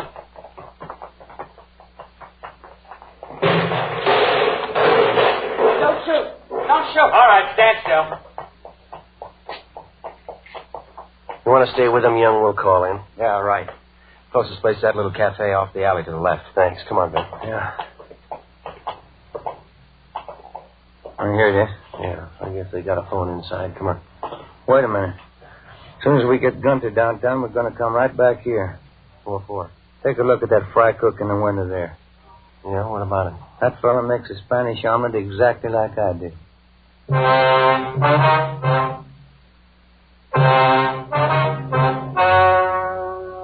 story you have just heard was true. Only the names were changed to protect the innocent.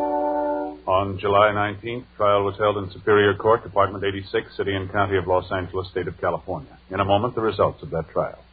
Now, here is our star, Jack Webb. Thank you. Friends, if you're a long cigarette smoker like I am, remember, in Fatima, the difference is quality. Now, believe me, this difference is mighty important. So important that you'll always remember the first pack of Fatimas that you buy. Fatima's fast-growing popularity backs me up on that. But look, you can prove it to yourself by getting a pack of Fatimas tomorrow. You'll find that they now cost the same as other long cigarettes. And your first pack will convince you to go right on smoking them. Join me and the new thousands who enjoy Fatima's extra mildness, Fatima's rich, better flavor and aroma. You'll discover what all we Fatima smokers know. In Fatima, the difference is quality.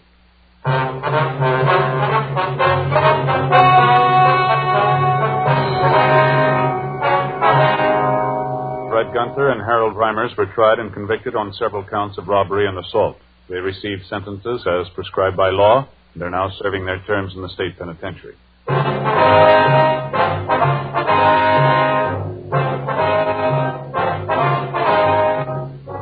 You have just heard Dragnet, a series of authentic cases from official files. Technical advice comes from the Office of Chief of Police W.H. Parker, Los Angeles Police Department. Fatima Cigarettes, best of all long cigarettes, has brought you Dragnet, portions transcribed from Los Angeles.